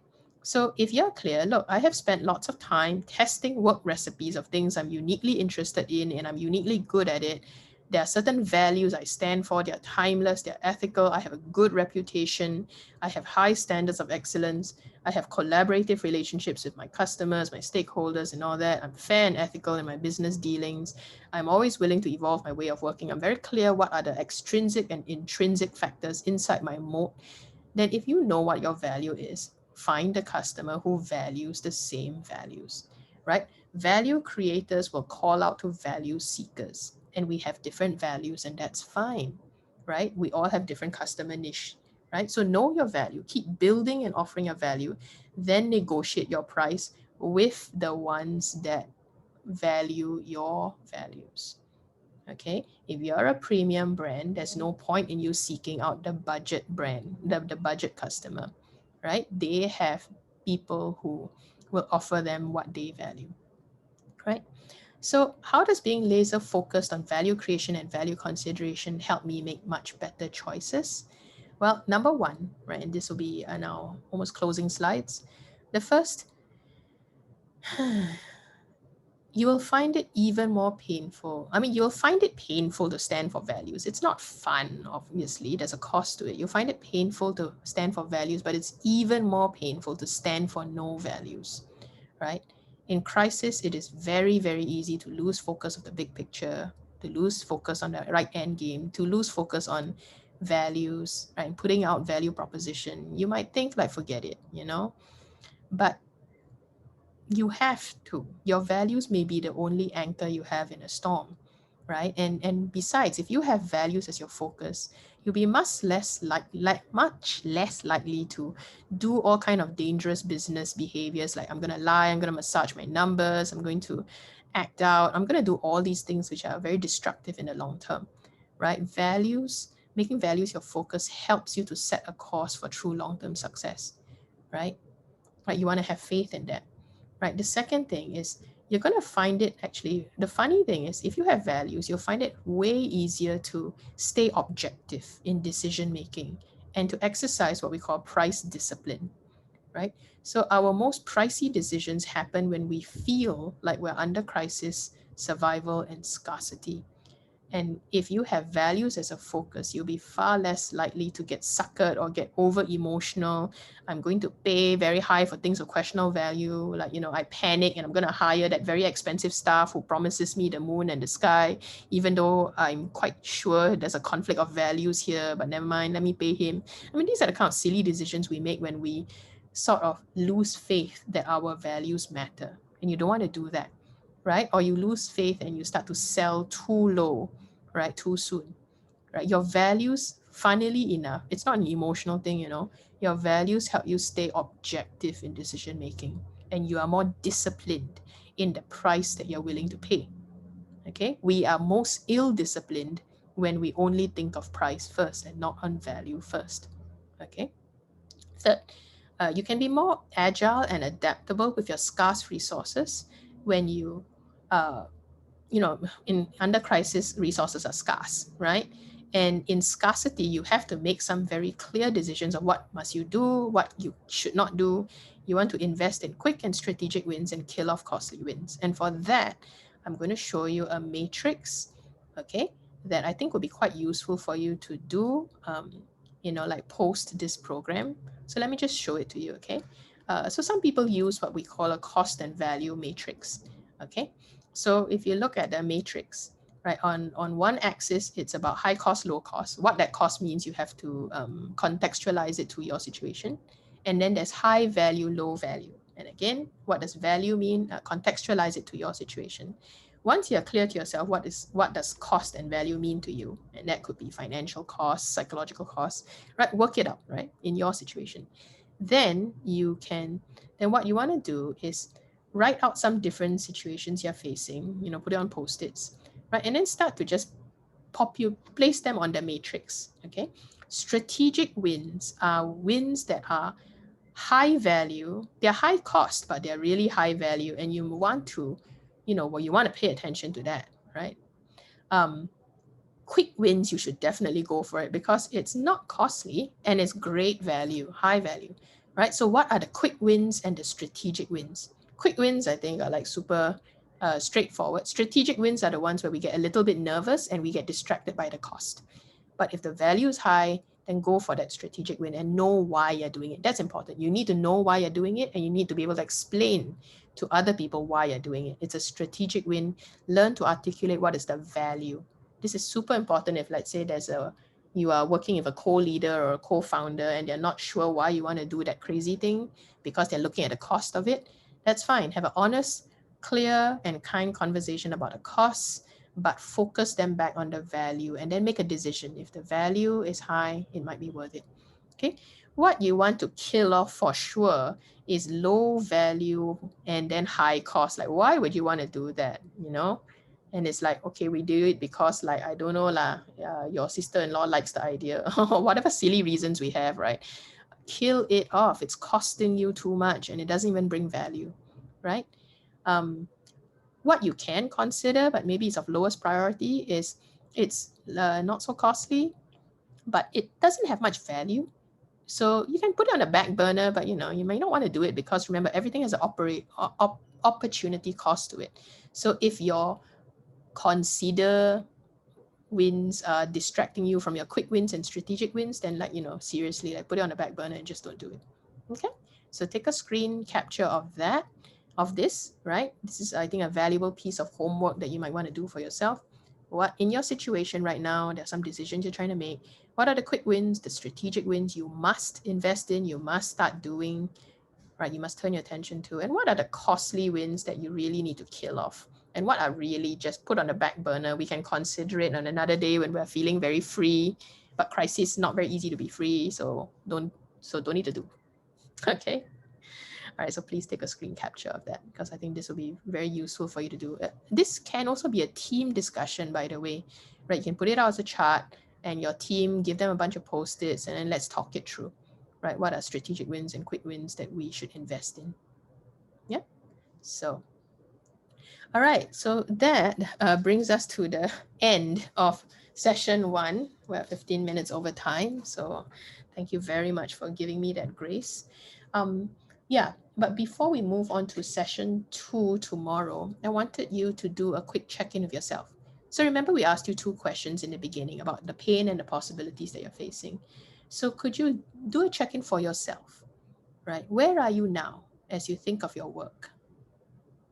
Right, where are you now? So you invested in yourself, you gave yourself 3 hours just to learn something from today, right? just to get a little bit exposed. Check in on what's going on internally, your story and your mind, right? Is it still painful?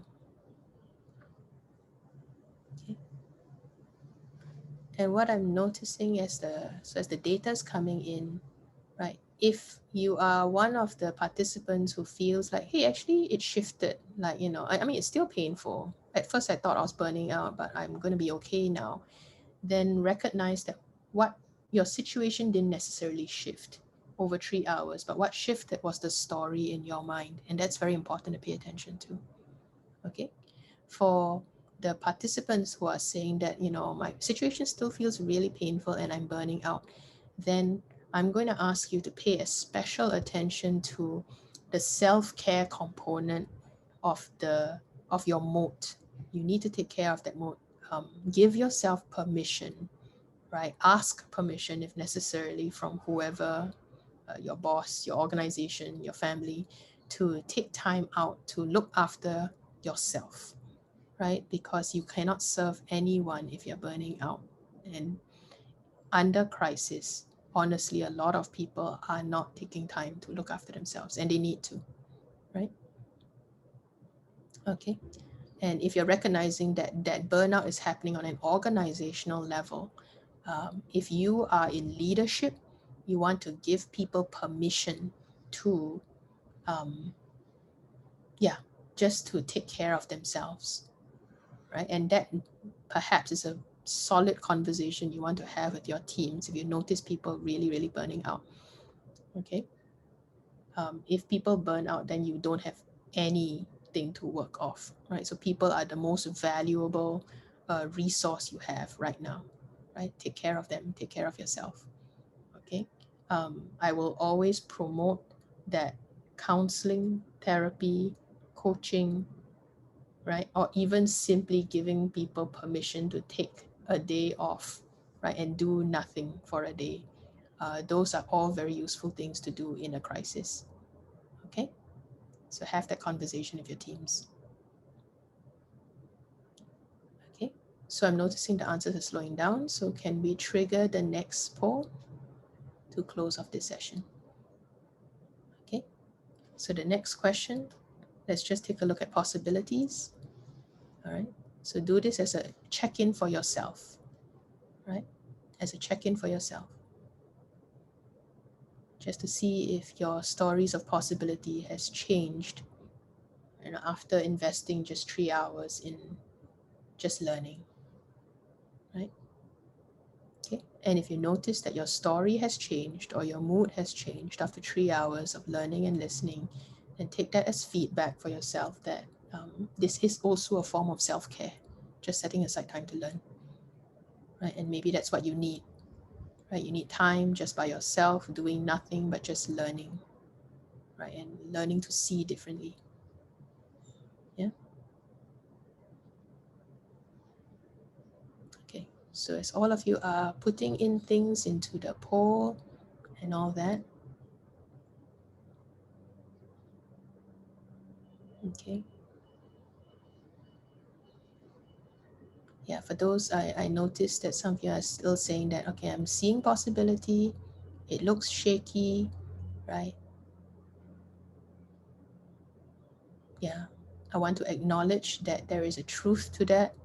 In a crisis, the possibilities may not be certain, right? And if you're unsure whether it's solid, find someone that you trust to have a conversation about that. Find someone that you trust in your industry, right? Or find people within your organization who may see things that you don't, right? And explore that, right? And talk about the cost of investing in that possibility, right? Okay. And I'm noticing that there is one participant who's saying that we're not seeing any possibility for our org, we're done. That is a reality for quite a few, especially like micro SMEs or even like medium-sized ones. There is a lot of grief that we don't talk about in this country about businesses or entrepreneurs that have hit like the end of the road. They're quite clear. There's nothing that can happen anymore for that. I want you to take that grieving, that need to grieve seriously, because if you can't grieve for that, then you can't move on to what is the next chapter, right? So if you have suffered a huge loss or a huge blow, right, this year, yes, what you want to do is, seek help. A lot of people are not seeking help this year, and my hope is that you do, right? Because it's not a small thing, right? It's not a small thing to have possibilities taken away from you. All right, so thank you very much for this time together. I will see you tomorrow morning, right? Tomorrow morning at 9. Thank you for being here today with me.